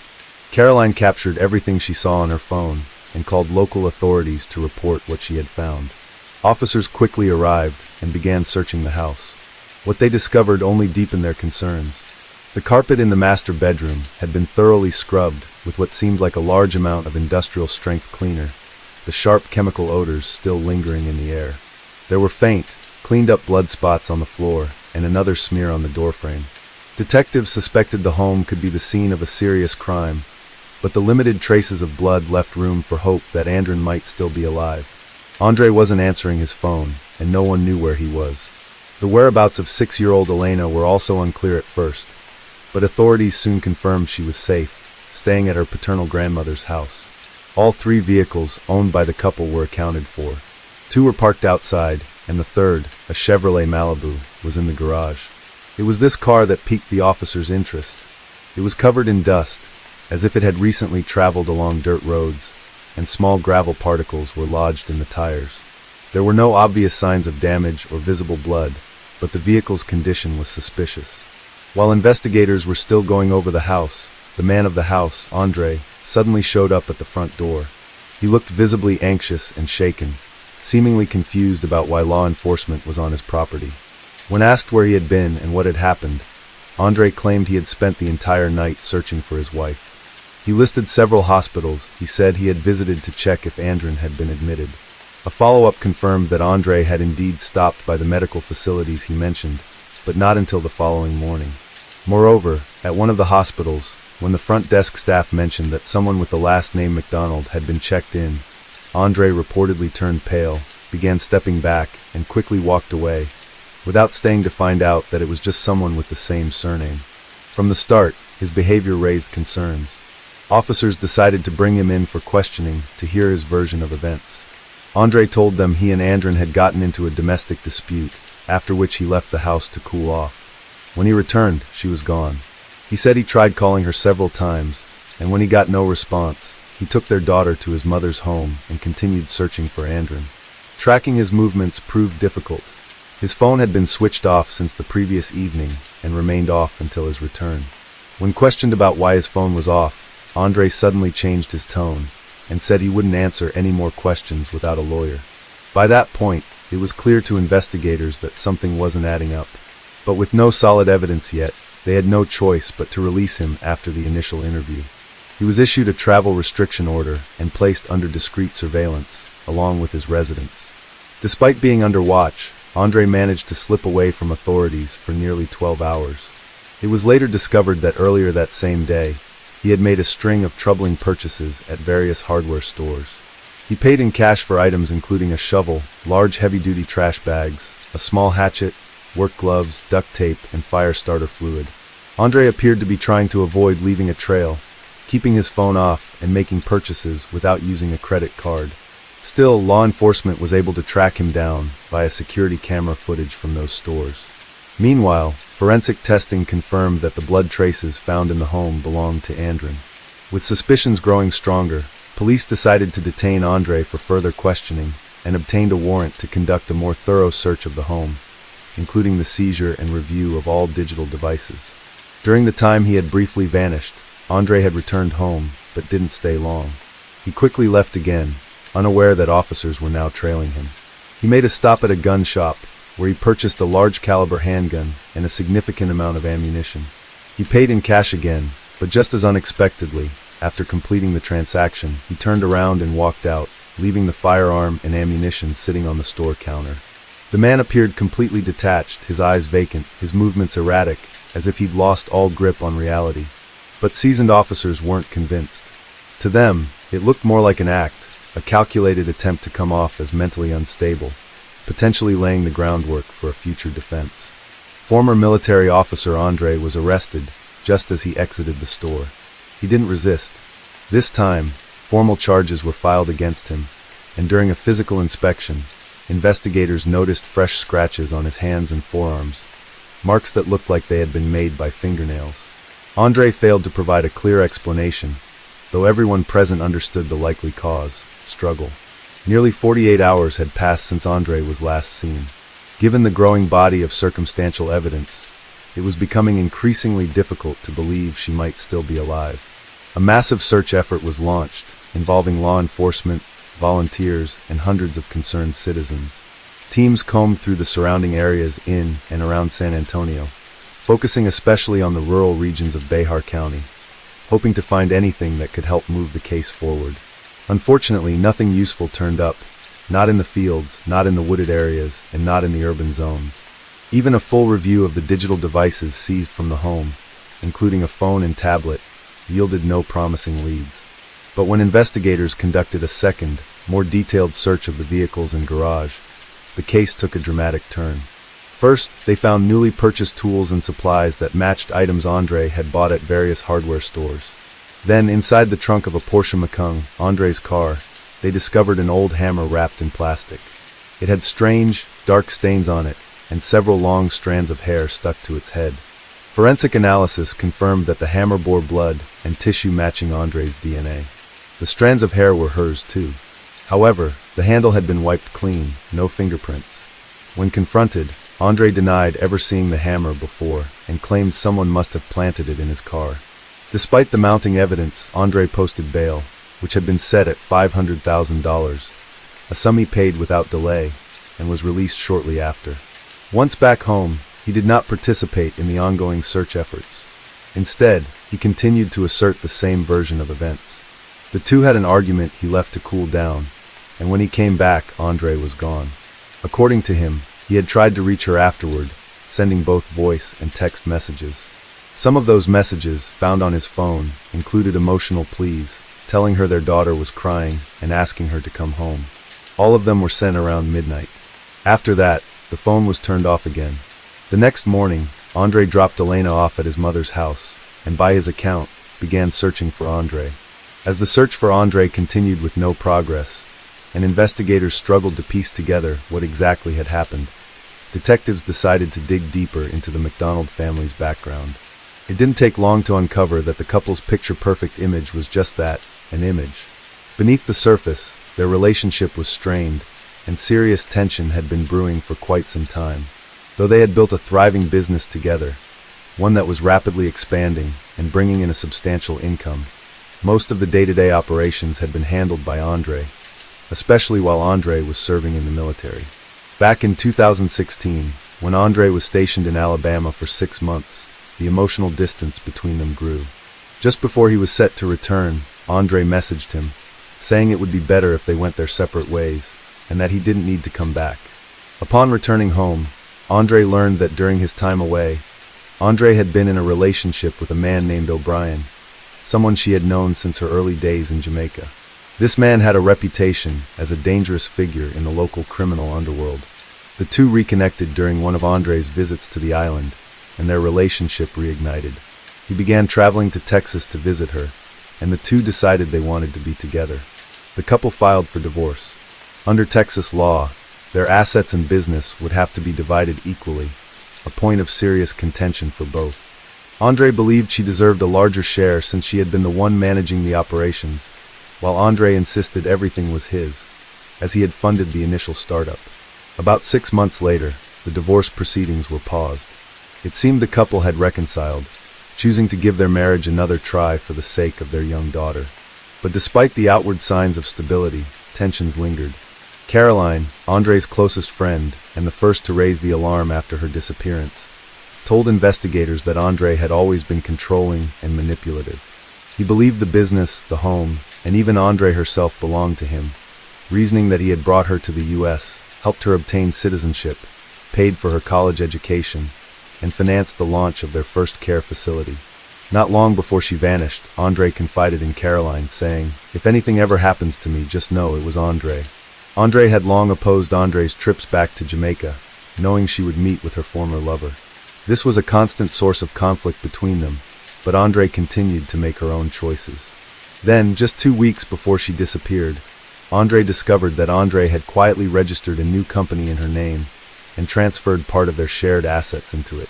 That revelation likely felt like a betrayal, and may have been the final spark that pushed everything over the edge. On July 11, 2019, 4.5 months after Andre vanished, local farmer Clinton Clend was walking through his large property on the outskirts of San Antonio. The land wasn't fully cultivated, and some areas had become overgrown. Clinton was surveying the grounds, preparing for future maintenance, when he suddenly caught a strong, unpleasant odor, something unmistakably linked to decomposition. Assuming it was a dead animal, he followed the scent, planning to bury or remove whatever he found. In the tall grass, he first noticed a skull and bones that appeared to belong to a cow. Scattered branches were nearby, but beneath them, he discovered the true source of the odor, a nearly fully decomposed human body. Clinton immediately contacted law enforcement. The remains were recovered and transported to the lab for analysis. The body was unclothed, and aside from confirming it was a woman, there wasn't much else investigators could initially determine. Still, given the timing and location, many suspected this was the missing Andre MacDonald. DNA testing soon confirmed those suspicions. However, due to the advanced state of decomposition, the medical examiner couldn't conclusively identify a cause of passing. Pathologists did note trauma to the jawbone and a fracture at the base of the skull, injuries consistent with being struck by the same hammer previously found in Andre's car. There was another disturbing detail. Much of the woman's hair was missing. At first, this raised eyebrows, but when examiners noticed partial burns on her right hand, they concluded someone had attempted to destroy the body by fire, likely to eliminate evidence. With this discovery, Andre was formally charged with the crime and taken back into custody.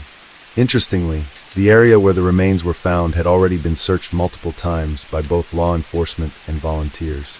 But the specific spot was located on private property, behind a fence, about 60 feet from the road, off limits without a warrant, which is why it hadn't been searched earlier. When Andre was informed that Andre's remains had been found, and that the evidence suggested she had suffered blunt force trauma, he suddenly changed his approach. He told investigators he was ready to tell the full story, in exchange for a lighter sentence. After consulting with his attorney, Andre presented a new narrative, portraying himself as a victim of circumstances. He spoke of his wife's infidelity, her efforts to take over their business and run it with her new partner, and most importantly, his fear that she would take their daughter away from him in the event of a divorce.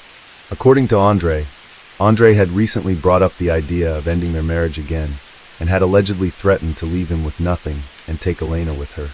That evening, they had a heated argument. He claimed that Andre became aggressive and started hitting him, forcing him to defend himself. During the struggle, he said she sustained a minor cut. Andre admitted to pushing her, saying she fell, and that he then kicked her multiple times and stepped on her chest to prevent her from getting back up. At that moment, Andre heard footsteps in the hallway and the voice of his daughter Elena calling out for her mom. Panicking, he rushed out of the room before Elena could enter, scooped her up, carried her back to her room, and told her that mom would come check on her later. Andre insisted that when he left the room, Andre was still alive, lying on the floor and only slightly injured.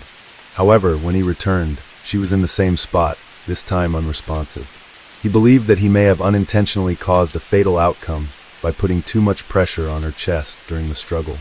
Realizing the severity of what had happened, Andre said he panicked. He removed Andre's clothing and burned it in the backyard. Then he transported her body outside the city and left it on private land behind a fence, near the remains of a cow.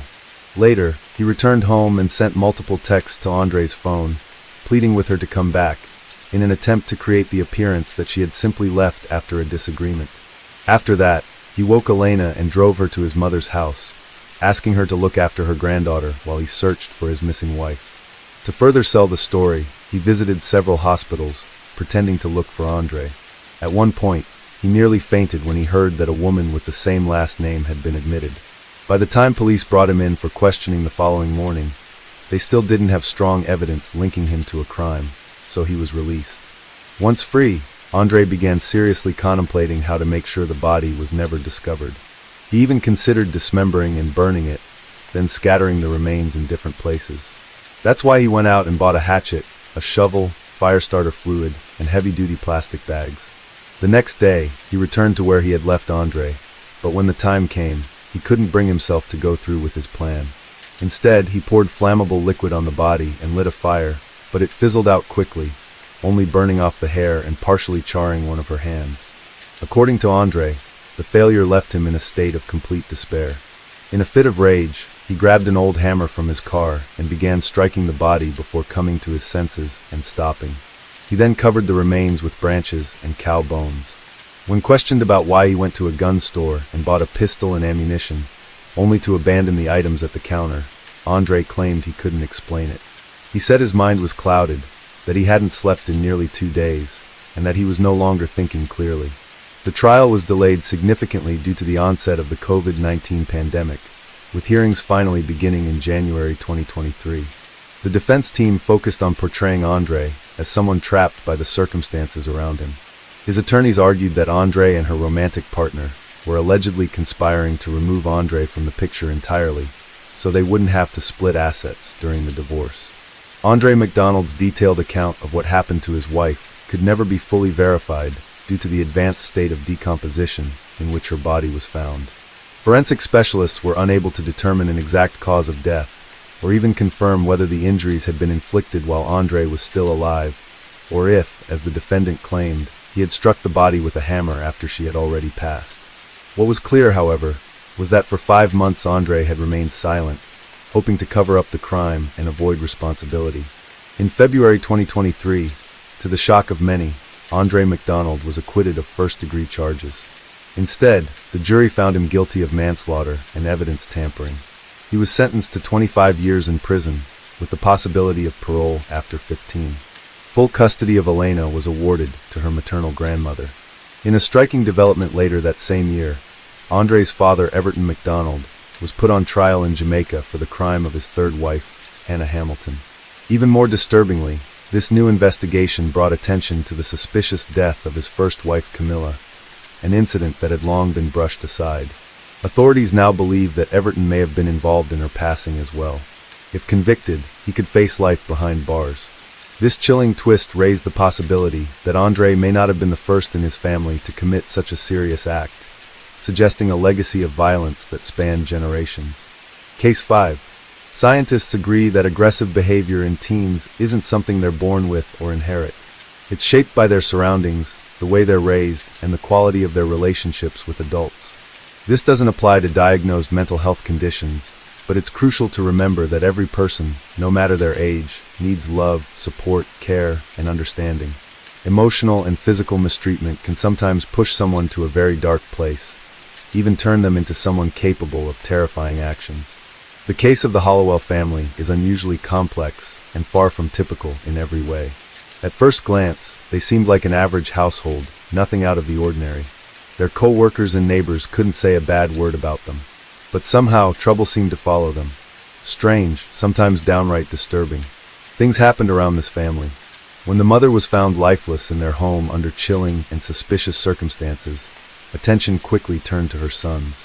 As detectives dug deeper into the case, they began to uncover a string of unsettling family secrets, the kind that painted a very different picture of the quiet, seemingly normal life the Hollowells had appeared to lead. For several generations, the Hollowell family lived in a small town in Marin County, nestled in the southwestern part of California. They weren't wealthy by any means, but they did own a spacious 2-story home in the unincorporated community of Inverness, right along the scenic shores of Lake Cedro. The property had been in the family since the mid-1950s, meaning 3 generations had lived under that same roof. It's worth noting that only about 15 homes sat along that lake, and the residents had lived side by side for many years. This created a tight-knit, close community where everyone knew each other well. Crime was virtually non-existent, and strangers were a rare sight. The area was surrounded by lush greenery, making it feel almost like a hidden paradise. In 1965, after many years of unsuccessful attempts to become parents, the Hollowell couple made the decision to adopt a baby girl whose biological parents had given up their rights. She was just 3 months old when they brought her home and gave her the name Denise. From that moment on, she became the center of their universe. She was raised in an environment full of love and care, received a strong education, and had the freedom to pursue her biggest passion, extreme sports. At the age of 20, still a college student, Denise got married for the first time to a fellow student named Richard. The two shared a love for skydiving, and in fact, on the day of their wedding, the couple and their witnesses did a group jump. During freefall, Denise and Richard exchanged rings midair, but the excitement of their adventurous lifestyle couldn't hold their relationship together. Like many young couples, they simply weren't ready for the realities of married life, the everyday struggles and compromises. They divorced 2 years after their wedding and eventually lost all contact with each other. In 1998, at 33, Denise got married for the second time. This time, her partner was Benjamin, who was nearly a decade older. The couple hoped to start a family, but Denise was diagnosed with health complications that made pregnancy impossible. Rather than give up on becoming parents, they took a less traditional route. Inspired by Hollywood star Angelina Jolie in 2006, the then 41-year-old Denise and 51-year-old Benjamin adopted a boy named Carlos. He had just turned 4, was originally from Guatemala, and the adoption process had been both costly and challenging. A year later, they adopted another boy, Angel, from Honduras. Another complicated, expensive process that demanded a lot from the couple emotionally and financially. Despite now having 2 sons, Denise and Benjamin's marriage continued to strain. In 2012, they made the decision to separate. After the divorce, the boys remained with Denise, while Benjamin moved to another state. He never stayed in touch and showed no further interest in the boys' lives. By the time Denise's adoptive parents had passed, she inherited the lakefront home on Lake Cedro and made the decision to move there with her sons. She worked as a middle school teacher in Marin County, a modest job that didn't bring in much money, but it seemed to be enough to get by. People who knew her described her as educated, intelligent, and non-confrontational. She was respected at work, and neighbors had nothing negative to say about her. Raising 2 adopted sons on her own proved to be incredibly difficult for Denise. Without a father figure in the picture, the boys began to spiral, and she struggled to keep them in line. Angel, in particular, caused the most concern. Even in elementary school, he refused to follow rules or listen to authority. He often had explosive outbursts and episodes of intense aggression. This wasn't typical mischief or rebellion. Angel would lash out at other students, and his behavior was sometimes so extreme that it posed a real danger to both himself and others. Carlos had his own issues, though his behavior was less overt. He was more withdrawn and didn't pick fights openly, but if he sensed a confrontation coming, he wouldn't hesitate to throw the first punch. Carlos struggled to make connections with peers and had very few friends, but he found some solace in athletic activities. The brothers never got along. Despite growing up in the same home for years, they didn't bond. In fact, they were openly hostile toward each other. Their fights were brutal and frequent, and it was clear they harbored deep resentment. Still, Denise didn't seem to view this as a serious problem. She never sought outside help or involved any professionals. By the time Angel was around 9 or 10 years old, things had taken a turn for the worse. He began skipping school regularly, and teachers reported repeated incidents of aggression. He also started stealing. Around the same time, he ran away from home for the first time, disappearing for several days before returning. After that, it became a pattern. He would vanish for days at a time and stopped attending school altogether. In September 2016, officials from Child Welfare Services paid a visit to the Hollowell residence following ongoing complaints from teachers about the boy's behavior and Angel's repeated disappearances. Their goal was to check on the home environment and speak with the family directly, but what they found was unsettling. Denise was home with the boys and clearly wasn't expecting any visitors. Still, she allowed the protection worker inside, as she had no legal reason to deny them entry. One of the first things that stood out was the condition of the windows. The lower floor windows were partially covered from the inside with cardboard, making it impossible to see what was going on inside from the outside. Inside the house where Denise lived with her 2 sons, something felt off from the very beginning. There were no signs of typical hobbies or pastimes one might expect. No toys, no bikes, no rollerblades. The place was almost barren, with only the most basic furniture, all of it left over from her late parents. The kitchen had an old refrigerator and a worn-out washing machine. Denise had a bed in her own room, but her sons were sleeping on inflatable mattresses tossed directly onto the floor. The most shocking discovery, however, came when officials inspected Angel's room. It didn't resemble a typical bedroom at all. It looked more like solitary confinement. The heavy wooden door had not only a basic turn lock on the inside, but also a large metal bolt installed on the outside. There was a small hatch built into the door, which could be locked as well, apparently used to pass food and water inside without opening the door completely. The room was dimly lit. The windows had been fully covered with cardboard, blocking out all natural light. In the corner, Angel sat quietly on a worn-out mattress. In the opposite corner stood a foul-smelling plastic bucket, about 1/3 full of human waste. The stench matched the conditions. Angel, however, wasn't scared. He seemed angry. All 3, Denise and her 2 sons, were immediately taken to the local police station. A child psychologist spoke with the boys, while Denise was questioned about the disturbing situation at home.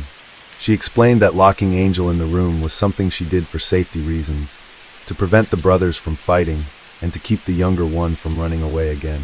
Her explanation didn't sit well with the officers, especially once Angel began to describe his side of the story. He claimed that Carlos frequently hit him, humiliated him, and even threatened to end his life. Their mother, according to Angel, never stepped in or defended him. Feeling unsafe, he had tried running away several times. After each escape, Denise began locking him in the room, sometimes for days at a time. He said he had no access to a real bathroom and was given only a plastic bucket to relieve himself. Food and water were passed through the small window in the door, which otherwise stayed locked. Following this testimony, Denise was placed under arrest. Authorities decided to temporarily place both boys in protective care while searching for new adoptive families. A judge was expected to determine what would happen next. But then, something unexpected happened. Carlos began defending his adoptive mother. According to Carlos, his younger brother posed a serious risk, not only to himself, but to everyone around him. No one seemed capable of managing Angel's behavior, and their mom, he said, was simply doing what she could to keep everyone safe. Carlos shared that at one point, Angel had brought a knife to school and came dangerously close to harming a classmate. Thankfully, no one was hurt. His account was later confirmed by school staff, who admitted they had covered up the incident at the request of the classmate's parent, who also worked at the school. Carlos continued to defend his adoptive mother passionately, insisting he wanted to go back home and live with her just like before. During every hearing, he stood by Denise and pleaded with the court not to strip her of her parental rights. Other witnesses, including relatives and neighbors, couldn't offer much insight. They all described the Hollowells as a decent family and considered Denise a caring and responsible parent. Eventually, the case seemed to lean in her favor. Denise didn't appear to be guilty of any wrongdoing. It looked more like she was simply overwhelmed and unable to cope with her younger son's deeply troubling behavior. Angel was eventually placed in a psychiatric facility, then transferred to a group home for high-risk youths, and later placed with a new adoptive family. Denise was fully cleared of all accusations and reinstated as Carlos' legal guardian. As he had hoped, Carlos returned to the lake house and resumed what seemed like a normal life. On the evening of July 13, 2019, around 6 p.m., a panicked teenager called Marin County Emergency Services, reporting that his mother had been attacked. The 17-year-old was distraught, pleading for officers and paramedics to arrive quickly. He waited for them at the end of the driveway. Carlos led responders into his mother's bedroom, and what they saw was horrifying. Denise was lying on her side on the bed, and lodged in the back of her head was an axe. Blood had soaked through the pillow, creating a massive red stain. When first responders arrived, she was still showing faint signs of life, but despite their efforts, she passed away en route to the hospital. Carlos was the only witness to the incident, and gave a story that raised more questions than answers. He claimed that earlier that day, he and his mom had attended a relative's funeral in a neighboring town, followed by a memorial meal. They returned home around 4:30 p.m., both exhausted, and decided to lie down for a rest. Carlos said he quickly fell asleep. About an hour later, around 6 o'clock p.m., he woke up to strange noises and the sound of the dogs barking. Looking out the window, he noticed that the gate to the dog run was open, and their dogs were running loose in the yard. Concerned, he went to check on his mom, and that's when he discovered the horrifying scene. He immediately contacted emergency services, hoping she could still be helped. When investigators asked Carlos who might have had a reason to hurt his mother, he didn't hesitate. He named Angel. According to him, only his younger brother harbored enough anger and resentment toward Denise to actually want to harm her. Carlos also admitted that he believed Angel was capable of hurting him too, but for some unknown reason, didn't follow through. He added that he no longer felt safe and feared what might happen next. After speaking with Carlos, authorities moved quickly to locate and question Angel, who was now considered the primary suspect, but that proved to be more difficult than expected. No one seemed to know where the 15-year-old was. Since being removed from the Hollowell household by Child Welfare Services, Angel had cycled through several foster homes, but never managed to settle anywhere. He struggled with social interaction, couldn't get along with others, displayed ongoing aggression, and frequently ran away. About a year before the incident, Angel had run away from yet another foster home, and this time he completely vanished. His whereabouts remained unknown, and now investigators feared he may have returned to carry out an act of revenge against the woman with whom he had always had a difficult and volatile relationship. There were a number of troubling details at the scene that seemed to support that theory. There were no signs of forced entry. Angel had always gotten along better with the dogs than with people, so it wasn't surprising that they didn't raise alarm. The weapon used in the attack, an axe, was taken from the backyard. Nothing was stolen from the house. In fact, cash and a debit card were still sitting untouched on the nightstand next to Denise. That meant the motive wasn't robbery. Whoever did this had a personal reason, and it looked like Denise had been deliberately targeted. Authorities canvassed the neighborhood along Lake Cedro, hoping for leads, but most neighbors had little to offer. No one could say anything negative about the Hollowell family. In fact, people described Denise as calm, well-spoken, and thoughtful.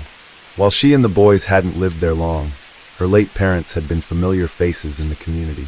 But then, some residents began to recall strange and troubling events that started shortly after Denise and her sons moved into the lake house. Local pets had begun disappearing, first a few cats, then dogs. Some of these animals were later found in remote corners of the area, badly mutilated. At first, folks chalked it up to wild animal attacks, but the condition of the remains suggested otherwise. It was too intentional, too gruesome. People began to fear that someone, possibly a disturbed individual, was behind it, and whoever it was, they seemed to be operating frighteningly close to home. Soon after the initial wave of missing pets, things in the area escalated. Residents began reporting the disappearance of young livestock, baby goats, foals, and other small animals. When these animals were found, the scene was deeply disturbing. Many had suffered what appeared to be intentional harm, deep slashes, torn wounds, and in some cases, severe disfigurement. Their eyes had been damaged, and the injuries suggested deliberate cruelty. Several locals reported these incidents to law enforcement, but it seemed like the cases weren't prioritized. Officers appeared to have more pressing matters than investigating harm to animals and missing pets. Interestingly, no one ever connected these gruesome acts with the Hollowell family. In fact, Denise and her sons had even helped search for some of the missing pets. She spoke with neighbors regularly, though she wasn't particularly close with anyone, and rarely had visitors at her home. Most people didn't know much about what was going on behind closed doors. Many weren't even aware that Angel had been placed with a different adoptive family. They assumed he had gone to live with relatives in town, just like Carlos had during a previous stretch. The detail about Carlos having lived elsewhere for a time caught the attention of investigators. They decided to dig deeper and reached out to the relatives who had taken him in, hoping to understand what led to that arrangement. As it turned out, Carlos had also experienced serious behavioral challenges, though most people around him had no idea. At 14, he started drinking alcohol and experimenting with various banned substances. His behavior became erratic and volatile. He would lash out, even toward his mother and younger brother. Denise eventually sought professional help. That's when Carlos was diagnosed with bipolar disorder and signs of obsessive-compulsive tendencies. These symptoms were reportedly made worse by his use of alcohol and psychoactive substances. He spent a short time in a treatment facility, but was later discharged with a prescription for medication, which he refused to take and ended up throwing away. At 16, Carlos stopped attending school, but managed to keep that fact hidden from his mother for a while. He pretended to leave for class each morning, even though he wasn't enrolled anymore. When Denise finally found out, it led to a major confrontation. Not long after, Carlos consumed a dangerous mix of painkillers and alcohol, a combination that nearly cost him his life. Denise called emergency services just in time, and medical staff were able to stabilize him. After that terrifying episode, a relative named Stephanie offered to step in and help. Her own son had once struggled with similar issues, including bipolar disorder and behavioral instability, during his teen years. Stephanie had done extensive reading on the subject and tried various therapeutic methods at home. Over time, her son seemed to grow out of that difficult period. He matured, went on to get an education, and eventually moved to another city to live a stable life. Stephanie was completely convinced that it was her approach, her own version of therapy, that had helped her son recover. She believed herself to be a self-taught expert in mental health, even though she had no formal training and relied solely on online advice and various books. Confident in her methods, she decided to try the same approach with her relative's son. and suggested that Carlos move into her home temporarily for what she referred to as treatment. Carlos ended up living at Stephanie's house for about 6 months. During that time, Denise would visit him regularly, and Stephanie conducted what she called therapy sessions.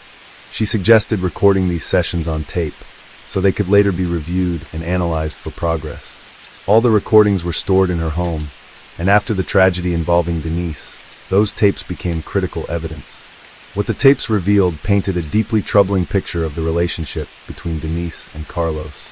Their interactions were far from nurturing. Denise frequently blamed him for everything that had gone wrong in her life. She openly expressed regret over adopting him, calling him names, saying he was unwanted and that no one would ever love him. During this same period, Denise was also facing serious financial hardship. She had lost her teaching job and was scraping by with occasional, unstable side gigs. She began pressuring Carlos to find work and help cover household expenses. At one point, she stopped buying him clothes, claiming she couldn't afford it. Eventually, she even refused to feed him, telling him that if he wanted to eat, he'd have to buy his own food. Things deteriorated further. Denise resorted to verbal abuse, referencing the circumstances of his adoption in cruel terms.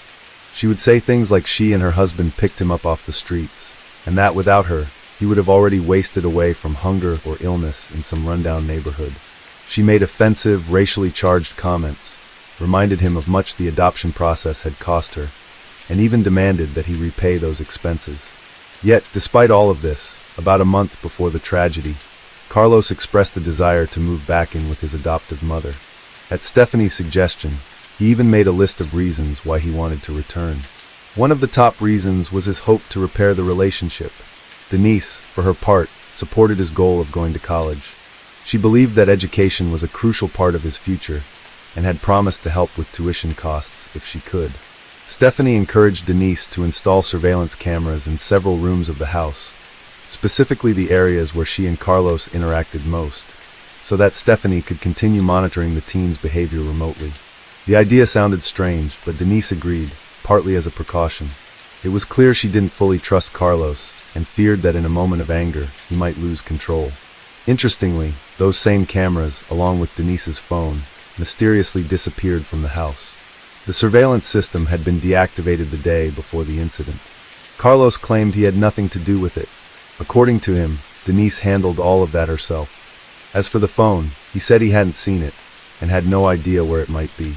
A week before the tragedy, another intense argument broke out between Denise and Carlos, one that escalated into a physical altercation. A neighbor happened to witness the incident and intervened. He warned them that if something like that happened again, he wouldn't hesitate to call the police. After Denise's death, Carlos was immediately considered a person of interest.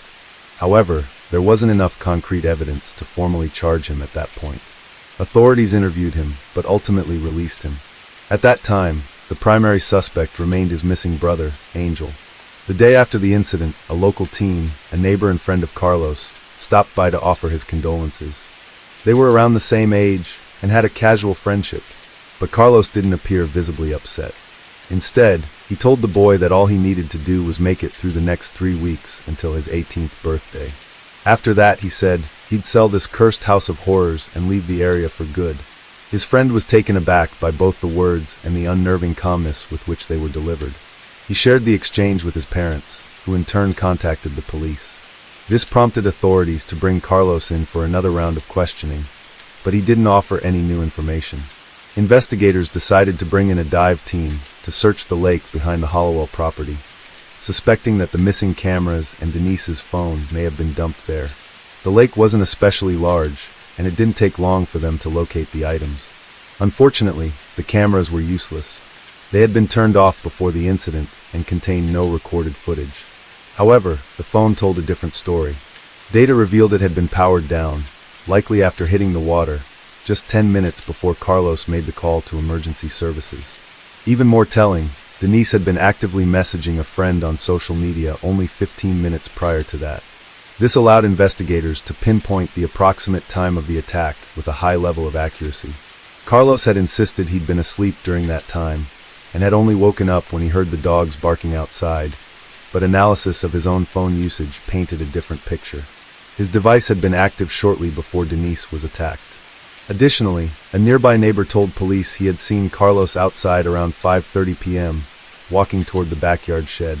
When confronted with this evidence, including the neighbor's statement, Carlos started to backtrack and became inconsistent in his responses. Eventually, he admitted that he had, in fact, gone outside around that time. He claimed he was splitting firewood behind the house to blow off steam after an argument with his mom. At one point, Carlos said he went back inside the house to get a glass of water. He sat in the kitchen for about 5 minutes, and that's when he heard the dogs barking. He stepped outside, but didn't see anyone who might have let them out. Thinking it might have been his mother, he headed to her bedroom, and that's when he discovered her lying on the bed with an axe embedded in the back of her head. Carlos continued to insist he was innocent, maintaining that his runaway younger brother, Angel, was the real culprit. His attorney built a defense strategy around this version of events. Since there was no physical evidence directly linking Carlos to the crime, and because Angel was still missing, investigators had no choice but to keep him listed as a possible suspect. A major turning point in the case came in early 2020 when authorities finally tracked down Angel. He had been living in another state, held in a juvenile detention facility after being arrested for a break-in. Because he had used a false identity, it had taken time to confirm who he really was. Records showed that at the time of the crime, Angel was already in custody, meaning he couldn't have been involved in what happened to Denise. He was brought back to California to testify in court. On the stand, Angel described his brother as someone deeply troubled, someone who had tormented both him and their adoptive mother. He also claimed Carlos was responsible for the disturbing cases of animal cruelty that had plagued the neighborhood. Faced with mounting evidence and no way to redirect blame, Carlos eventually agreed to a plea deal and admitted responsibility for the crime.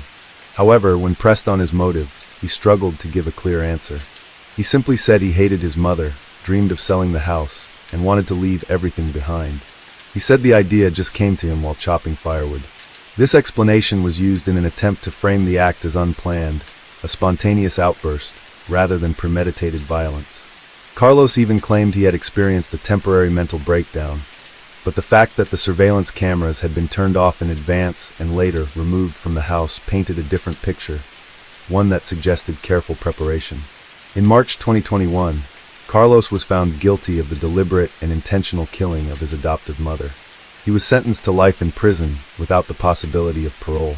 However, because he was a minor at the time of the crime, the court granted him the right to a sentence review in the year 2041. Case 6. Derek Campos Lates was born on November 13, 1991. At the time of the events, he was a 20-year-old young man living with his mother in Wisconsin, United States. When Derek was born, his mother, Shelley, was only 19 years old and still in college. Shelley had no plans to have a child at that moment, and she knew life wouldn't be easy from then on, especially since the man who got her pregnant wanted nothing to do with the baby, leaving her to be a single mother. The following months were filled with anxiety and nervousness for Shelley, as she had no idea how she would support the child she was expecting. However, when Derek was born, she held him in her arms, looked at him, and felt a sense of peace. She said that from that moment on, she would do everything to ensure her son had a good life. Shelley faced many challenges as a mother, but she always tried to do her best. When Derek was just 7 weeks old, he became ill and started crying nonstop. After taking him to the hospital, doctors found that he had respiratory issues caused by severe pneumonia. His condition was critical, and because of that, he had to be urgently airlifted to a specialized hospital in Duluth, Minnesota. The flight took over 2 hours, which left Shelley extremely anxious. Upon arriving at the hospital, Derek was immediately admitted, and the doctor in charge told Shelley that he couldn't guarantee her son would survive because his condition was extremely serious. At that moment, Shelley began to pray and told herself that if her son survived, she would make him the happiest boy in the world. As you may already know, Derek survived, and after this great scare, Shelley became an extremely protective and affectionate mother. According to people close to her, Shelley gave Derek almost everything he asked for and indulged all of his wishes. This obviously spoiled him, and as we know, this usually doesn't end well. Derek's childhood was described as normal, but as he grew, he began to show abnormal behavior. He became an aggressive child who wouldn't accept no as an answer. On one occasion, Shelley was with Derek in a supermarket, and as they passed the toy section, the boy asked her for a toy he liked. However, That day Shelley was counting her money and told her son that she couldn't buy the toy, but promised they would come back another day to get it. Upon hearing this, Derek became furious. He then grabbed the toy he wanted and broke it. Next, he picked up another toy identical to the one he had broken and told his mother that if she didn't buy it, he would break that one too. Shelley ended up giving in to her son's demand and later said she had never seen Derek like that, with eyes full of hatred. As the years went by, Derek continued to display abnormal behavior. Unlike other children, when he ate, he didn't like to touch his food, not even when it was pizza fries or a sandwich. He would only eat with a fork and knife. He also didn't like to play with other children, and on some occasions, he even assaulted kids who tried to approach him to play. Even the way he played with his toys was unusual. Derek would line up all his toys in front of him in a very organized manner. Then he would step back a few meters and observe them for a while. He would only touch them again to put them away. Derek also didn't interact much with other adults besides his mother. On one occasion, a friend of Shelley's visited her at home, and she tried to talk to Derek, but the boy just ignored her with an annoyed look on his face. This same friend had brought her son, a boy almost the same age as Derek. The boy tried to play with Derek, but Derek didn't want to play with him. When the boy grabbed one of the toys that were lined up, Derek pushed him and then started hitting him. Shelley and her friends saw the scene and quickly restrained Derek, who even tried to bite his own mother. A few years later, when Derek was around 7 or 8 years old, Shelley met a man named Robert with whom she started a relationship. One day, Robert went to Shelley's house to meet Derek, and the meeting between the two was described as very strange. Robert was known for being a playful man, and he tried to play with Derek, but the boy completely ignored him. Although at that moment, Robert realized that Derek wasn't a normal child, he still kept trying to interact with him. At one point, Robert started playing with the boy's hair, looking at his scalp as if he were searching for something.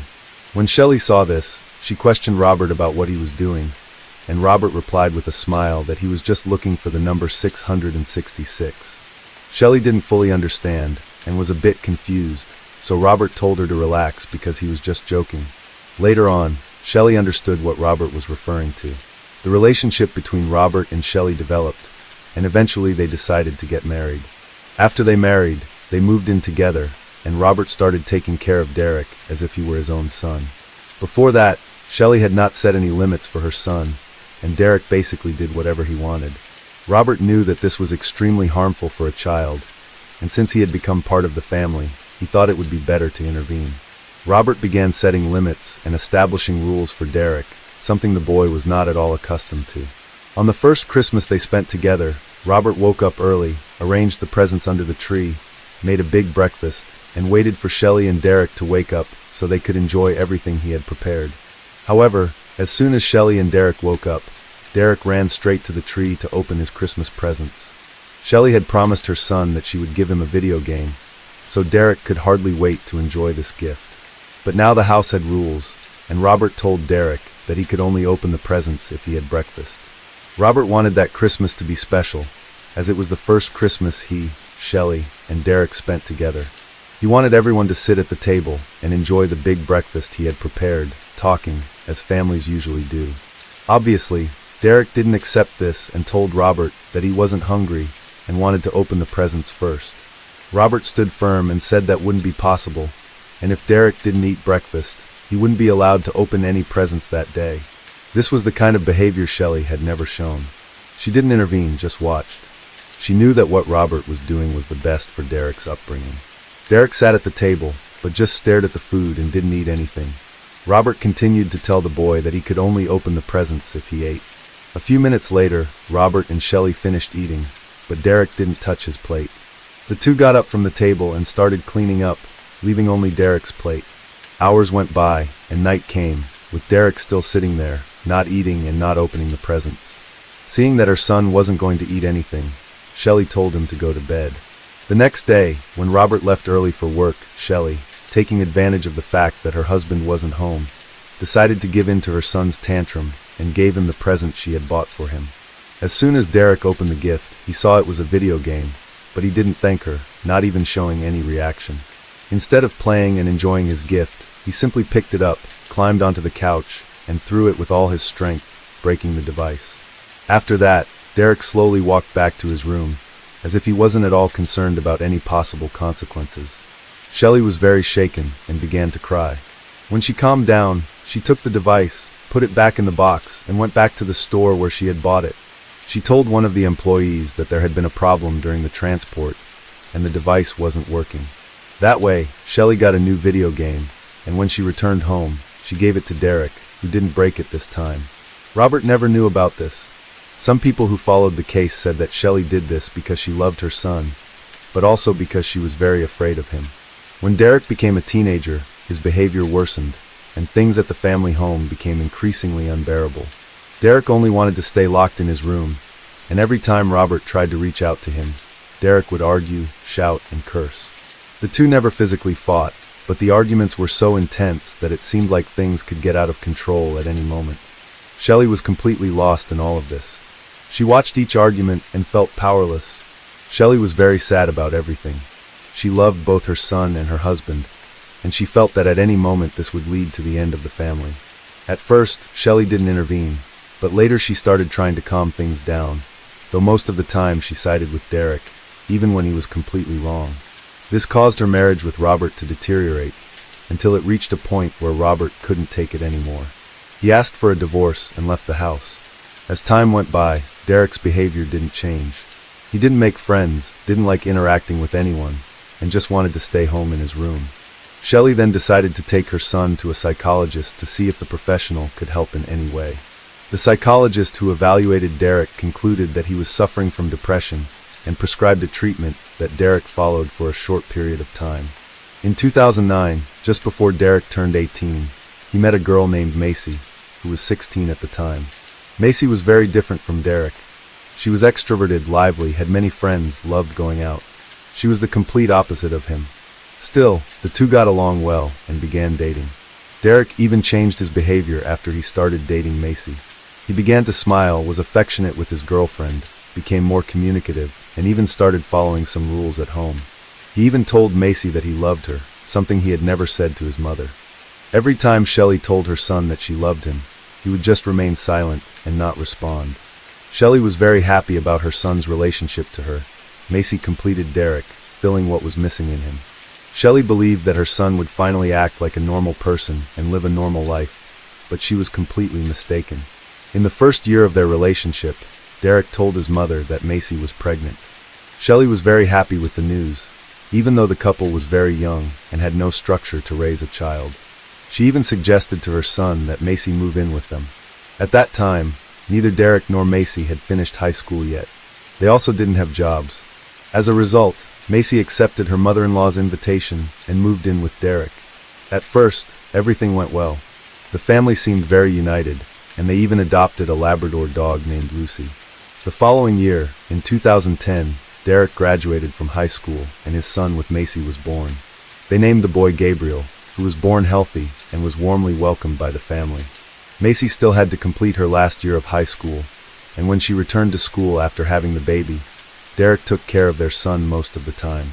Derek was considered a great father. He was attentive, affectionate, and very loving with Gabriel.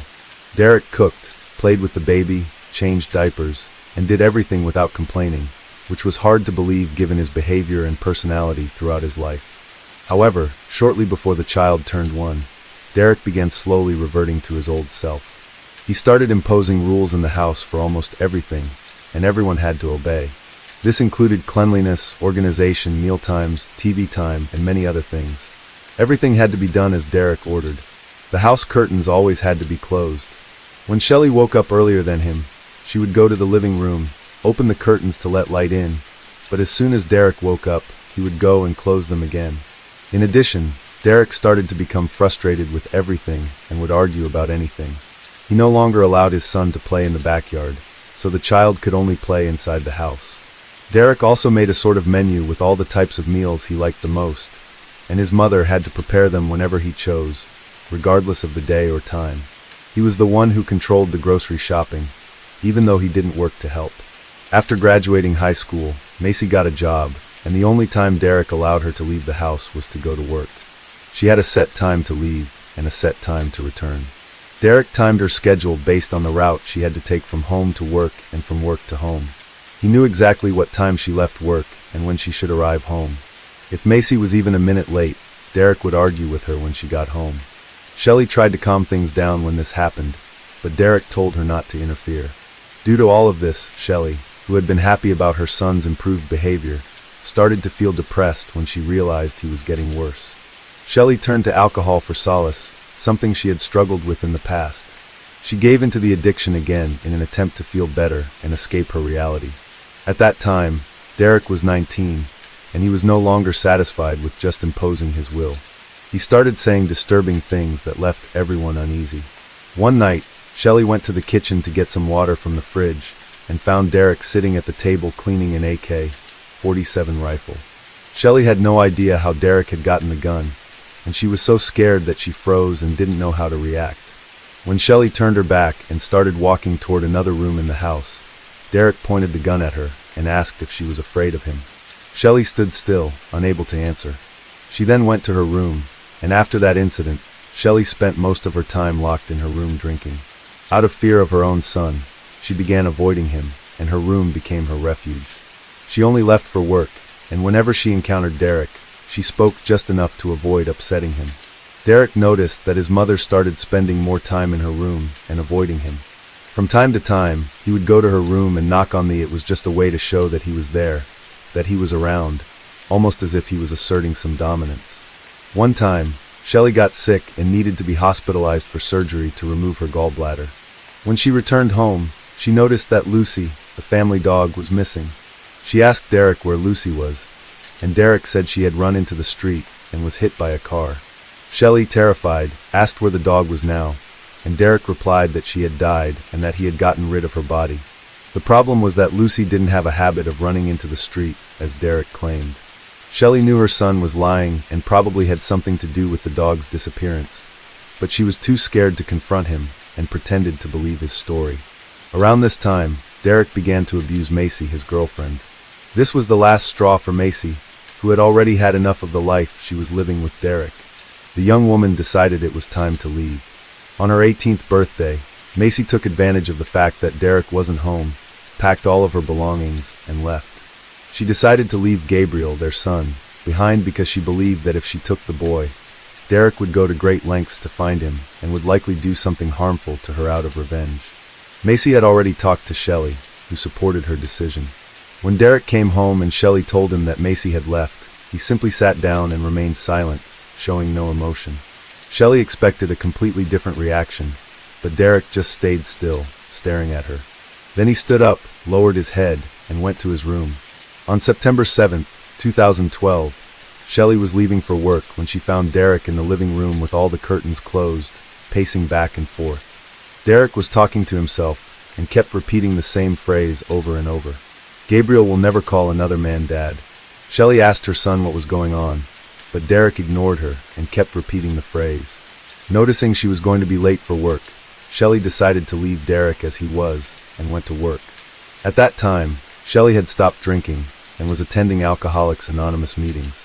She was experiencing positive changes in her life and had improved significantly. The next day, September 8th, Shelley woke up early as usual and went to work. After work, she went to another meeting she attended at Alcoholics Anonymous. When the meeting ended, Shelley said goodbye to the people at the meeting and headed back home. As Shelley approached her house, she saw Macy's car in the driveway and the front door of the house was open. At first, Shelley thought Macy had come by to visit her son, but when she entered the house, she was struck by the eerie silence that filled the place. Inside the house, specifically in the living room, Shelley found what appeared to be blood stains. She followed these stains, which led her to the bathroom. The bathroom door was locked, but Shelley could see blood seeping under the door. At that moment, she feared that Derek had taken his own life or done something to his own son. But when she opened the bathroom door, she found Macy in the bathtub with a deep wound in her neck. Desperate, Shelley began searching the house for her grandson while calling the police, but there was no sign of the child, nor of Derek. The police arrived quickly at the house, and when they entered the bathroom, they saw that there was nothing more they could do. Macy was already dead. All Shelley could do in that moment was cry in despair, for if Derek was capable of doing that to Macy, he could just as easily do the same to his own son. She couldn't stop thinking about it. Shelley was taken to the police station, where the officers tried to calm her down and asked if she knew where Derek might be. Shelley said she had no idea, as Derek wasn't one to go out much, so he didn't have any special place he would go to in a situation like this. Since Derek was the prime suspect in the crime and the disappearance of his son, the detectives issued an Amber Alert. The following morning around 5 a.m., Derek checked into a hotel a few miles from his home. He was with Gabriel, his son, and appeared completely unconcerned. Due to the Amber Alert, the hotel clerk recognized Derek, but the clerk was smart and pretended to be unaware of anything, serving Derek as usual. When Derek went to his room with his son, the clerk called the police and made the report. The police arrived a few minutes later, arrested Derek, who did not resist, and managed to rescue Gabriel. The child was fine and had no injuries. Derek was still wearing the same clothes he had on when the crime was committed. There was even blood from Macy on his shoes, and the bloodstains found in the house were consistent with the prints from those same shoes. This was a major piece of evidence against him. In the car, Derek used to flee, which belonged to his mother. The police found the weapon used in the crime, a kitchen knife. Later, he was taken in for questioning and given the right to make a call to his mother. On the call, Derek apologizes, saying he never wanted things to end this way. Shelley then tells him she loves him, and Derek replies that he loves her too.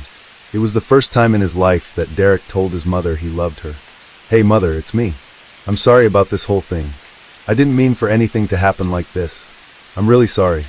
All I can say is I'm still just really sorry about the whole situation. There's nothing I can do about it now. I'd do anything to go back in time, but that's not how life works. I love you too. Please take good care of my baby." From the moment Derek was arrested, Shelley considered helping him. She didn't want her son to spend the rest of his life in prison, so she was willing to testify in his favor in court. However, Derek never went to trial as he accepted a plea deal from the prosecution in which he pleaded guilty to the crime against Macy. As a result, in 2012, Derek Lates was sentenced to life in prison with the possibility of parole after serving 40 years of his sentence. Macy's funeral took place a few days after her death in a ceremony full of sadness and anger. After everything that happened, Shelley no longer wanted to live in her house due to the terrible memories, so she decided to move. According to sources, she was granted custody of her grandson and now lives in a secluded, isolated place where people don't know her story. In a statement, Shelley said that she raises her grandson in a completely different way from how she raised Derek, as she doesn't want her grandson to be like his father. She also said that she feels guilty for what happened to Macy, and that she will do everything in her power to ensure that Gabriel's story is completely different. I couldn't find information on whether Shelley takes her grandson to visit his father in prison, but what is known is that Derek is in a maximum security prison in the state of Wisconsin, and will likely only leave there when he is elderly. Case 7. On June 24, 2007, the wrestling world woke up to a tragedy that would forever change its history. Chris Benoit, the former WWE World Heavyweight Champion, was now a part of one of the most horrifying events in wrestling history. In a shocking turn of events, Benoit, his wife Nancy, and their son Daniel were found dead in their Fayetteville, Georgia home. What seemed like an ordinary tragedy quickly turned into something much darker, a triple homicide followed by Benoit's own suicide. This wasn't the man fans knew and loved, this was something else. But why? What would drive a hero to commit such a horrific act? Today we're taking a look into the details of that weekend, and what caused a WWE hero to commit a murder-suicide. Benoit was known as a devoted family man, especially by those closest to him. To the wrestling world, though, he was a powerhouse, one of the biggest names in the sport. At 40 years old, he was on the rise, taking on fight after fight.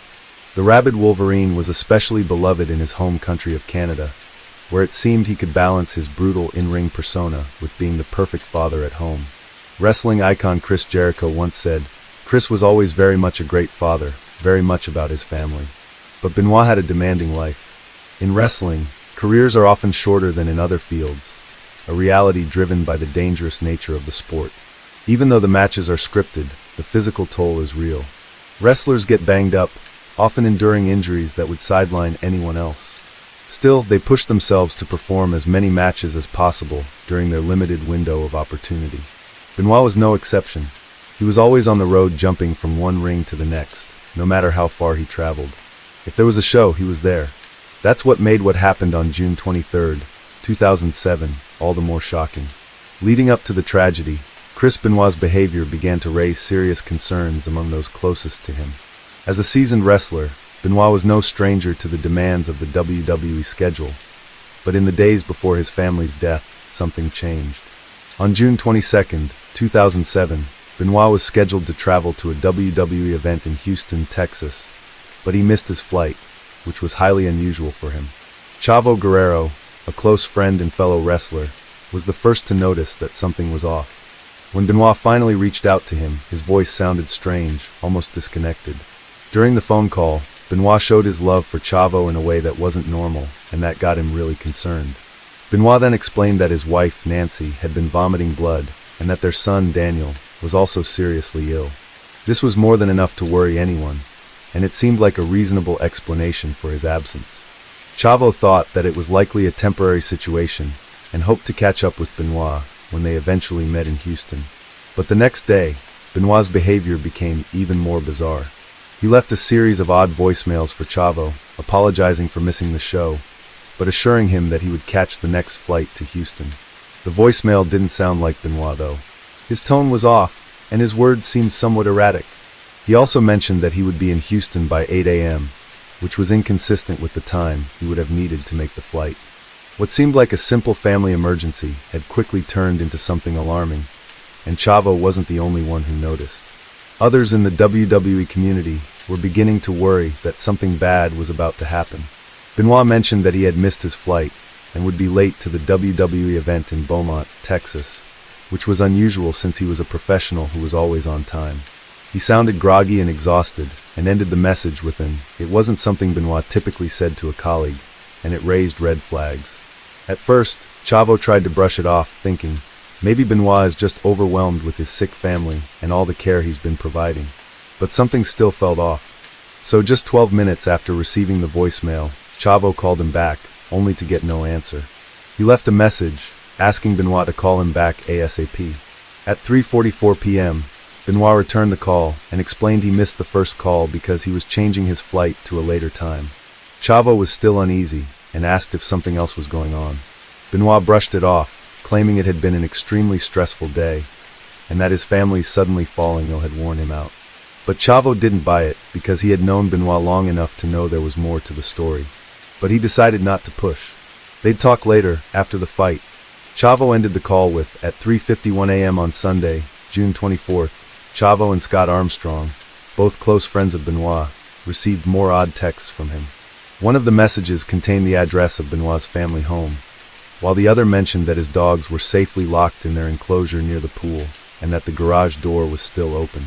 The texts were strange, but it was 3:51 a.m., so no one thought much of it. They figured it was just an accident, and went back to sleep. Chavo assumed Benoit had just made a mistake. A few hours later, Chavo was standing outside Houston Airport, waiting for Benoit to arrive. But hours passed, and he never showed. WWE officials took the next step, and called the Fayetteville police to perform a welfare check on Benoit and his family. On Monday, June 25, 2007, the WWE was getting ready for Raw in Corpus Christi. Johnny Ace was shown texts sent from Benoit and Nancy's phones early Sunday morning. These were texts that didn't exactly sound like they were coming from someone in the right frame of mind. With no word from Benoit, WWE called in the Fayetteville police for a welfare check. By 4:15 p.m., they got the call. 3 bodies were found in the Benoit house, and the scene was officially labeled a major crime scene. The bodies of Chris, his wife Nancy, and their son Daniel were found in different parts of the house. The murders of Nancy and Daniel were a nightmare. On Friday, June 22, 2007, Benoit murdered his wife in the bonus room of their Fayetteville home. Police later revealed that Nancy's limbs were bound before her death, with her arms tied with coaxial cables and her feet duct taped together. In the kitchen trash, they found a balled-up tube sock and tape, soaked in dried blood. Authorities believed it was used as a makeshift gag before Nancy was killed. Her body was discovered wrapped in a blanket next to a Bible. The injuries showed that Benoit had pressed his knee into her back while pulling a cord around her neck, strangling her. But there were no signs of a struggle leading up to her death, and toxicology reports found alcohol in Nancy's system. But it was unclear whether it was consumed before her death or because of decomposition. The decomposition also made it hard to determine the levels of hydrocodone and alprazolam that were present in her body. But the medical examiner found no evidence that Nancy was as sedated as their son had been before he was killed. Daniel was Benoit's third child and second son, who was found dead in his bedroom the following day, June 23, 2007. Daniel had two older siblings from Benoit's first marriage and was Nancy's only child. He was suffocated and another Bible was found next to his body. But there were no bruises. The internal injuries to his throat confirmed the cause of death. Reports concluded that Daniel had been sedated with Xanax and was unconscious at the time of his death. His body had started decomposing, but it wasn't nearly as bad as his mother. Just hours before taking his own life on June 24, 2007, Benoit's internet searches raised serious questions about what he was planning. Among the final searches were how to tie a knot for hanging and how long it would take for a body to decompose. These types of searches are proof of a man who wasn't spiraling in confusion, but preparing for something diabolical. The last known photograph of Benoit, taken on June 22, 2000, captured him at Dr. Phil Aston's office, which would precede the nightmare about to unfold. Investigations later revealed Benoit had searched for ways to break a neck, a disturbing detail disclosed by his former fiancée, Nancy Toffolone, during a 2016 podcast.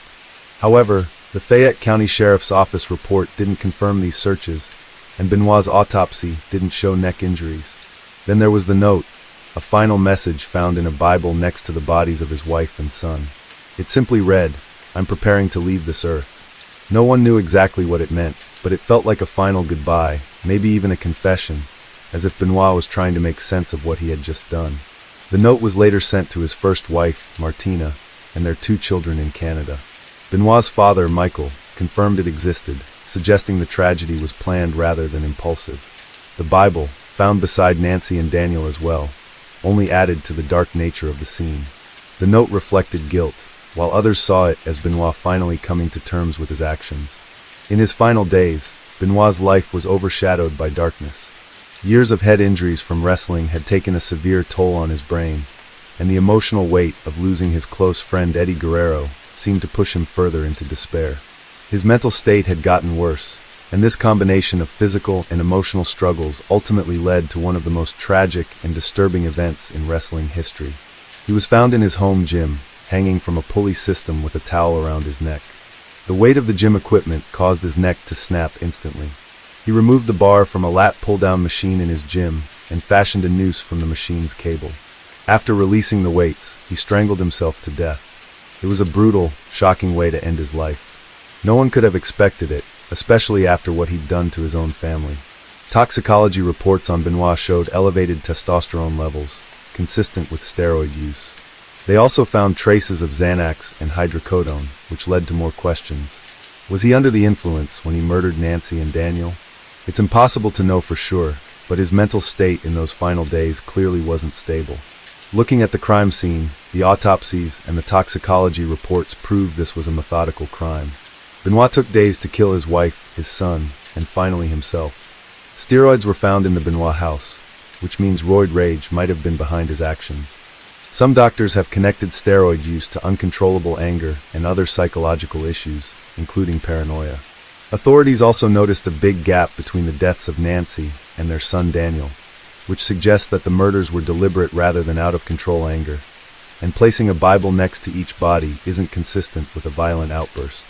Prosecutors in New York began looking into Benoit's deliveries from Signature Pharmacy and MedicsLife.com, companies that sold steroids and HGH online.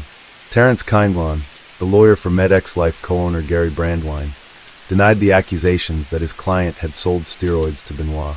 Sports Illustrated later reported that 3 packages from Signature Pharmacy were sent to Benoit, with the first arriving in December 2005 at a Texas address. A second was sent in February 2006 to Peachtree City, Georgia, and the third in July 2006 to Fort Walton Beach, Florida. This was part of a broader investigation into steroid use among wrestlers that named several other wrestlers, including Kurt Angle, Eddie Guerrero, Rey Mysterio, Edge, and Gregory Helms. After the Benoit family tragedy, everyone wanted answers, but the more authorities looked into it, the more questions they found. By the time they discovered the bodies of Nancy and Daniel Benoit on June 25th, 2007, the pieces of the puzzle started to fall into place, but the picture never really came together. The investigation was straightforward enough. Benoit murdered his wife and son before ending his own life. But something felt off. No signs of forced entry. No struggle. The scene was unsettlingly calm. Nancy's hands and feet were bound, and a Bible was found next to her and Daniel. Was this a sign of Benoit's breakdown? Or was he trying to make some twisted sense of what he'd done? Then there were the searches. Benoit's internet history was, well, disturbing. He'd Googled how to break a neck and how long it takes for a body to decompose. And the final search was on how to tie a knot for hanging. Benoit spent his last hours meticulously planning everything. Forensics didn't exactly clear things up. Benoit died from hanging with no broken neck, like some had speculated. Instead, he used a towel and pulley system in his home gym. Was this an attempt to control his death? Or just a sign of impaired judgment? We'll never know for sure. The toxicology report showed elevated testosterone levels that proved long-term steroid use. But it wasn't just the drugs. Benoit's autopsy revealed early signs of dementia and CTE. This was brain damage from years of hits to the head. CTE messes with your behavior, causes mood swings, and can lead to violence. Could that have been the tipping point? To top it all off, Eddie Guerrero, Benoit's best friend, died 2 years earlier, and many believe that loss pushed him over the edge. Eddie's passing hit him hard, and people close to Benoit have said it sent him into a downward spiral. He became more withdrawn, distant, and seemed to be struggling mentally. The combination of losing someone so close, along with the physical wear and tear from years of wrestling, put a lot of pressure on him. That pressure, along with everything else he was dealing with, probably started breaking him down mentally and emotionally. Neuroscientist and former wrestler Christopher Nowinski believes Benoit had too many untreated concussions, which might have slowly eaten away at his mental health. Nowinski pointed out that Benoit was one of the few wrestlers who willingly took chair shots to the back of his head, which was downright reckless. After testing Benoit's brain, Dr. Julian Bales, head of neurosurgery at West Virginia University, found that Benoit's brain was in such bad shape that it looked like it belonged to an 85-year-old Alzheimer's patient. Other tests revealed Benoit had severe chronic traumatic encephalopathy, with damage spreading across all 4 lobes of his brain and brainstem. Bales and his team concluded that this kind of brain trauma could lead to dementia, which might trigger extreme behavioral issues. Benoit's father later suggested that this brain damage was likely the root cause of the tragic murder-suicide, but the WWE dismissed this as speculative. Nancy had also filed for divorce in May 2003, claiming abuse from Benoit, but withdrew the filing 3 months later. In 2008, the Atlanta Journal-Constitution reported that Nancy may have suspected Benoit of having an affair with a female WWE wrestler, and the couple might have also fought over a life insurance policy. This information came from a report released by the Fayette County Sheriff's Office. There's no simple answer to what caused the Benoit family tragedy, but several theories have tried to make sense of how everything went so horribly wrong. WWE Chairman Vince McMahon weighed in on the tragedy, saying that it was a result of mental health issues combined with the brutal physical toll of Benoit's wrestling career. McMahon believes that Benoit's actions weren't just about steroids, but rather the damage done to his body and the emotional strain he was under. While McMahon's comments were controversial, it makes sense when you consider how wrestling affects people physically and mentally. Benoit was clearly struggling, and this was a tragic result of the years of stress, both physical and emotional, that he'd been under. A strange detail also surfaced when a statement about Nancy's death was added to the Chris Benoit Wikipedia page just 14 hours before police discovered the bodies of Benoit and his family. The update read, Chris Benoit was replaced by Johnny Nitro for the ECW World Championship match at Vengeance, as Benoit was not there due to personal issues stemming from the death of his wife Nancy. It was spotted by Wyconos and later picked up by Fox News. The addition was made at 4 a.m. on June 25th, nearly 10.5 hours before the bodies were discovered at 2:30 p.m. the same day. What's more bizarre is that the IP address of the editor traced back to Stamford, Connecticut, the WWE headquarters at the time. When this early report made its way into the media, the anonymous editor claimed it was just a huge coincidence and nothing more.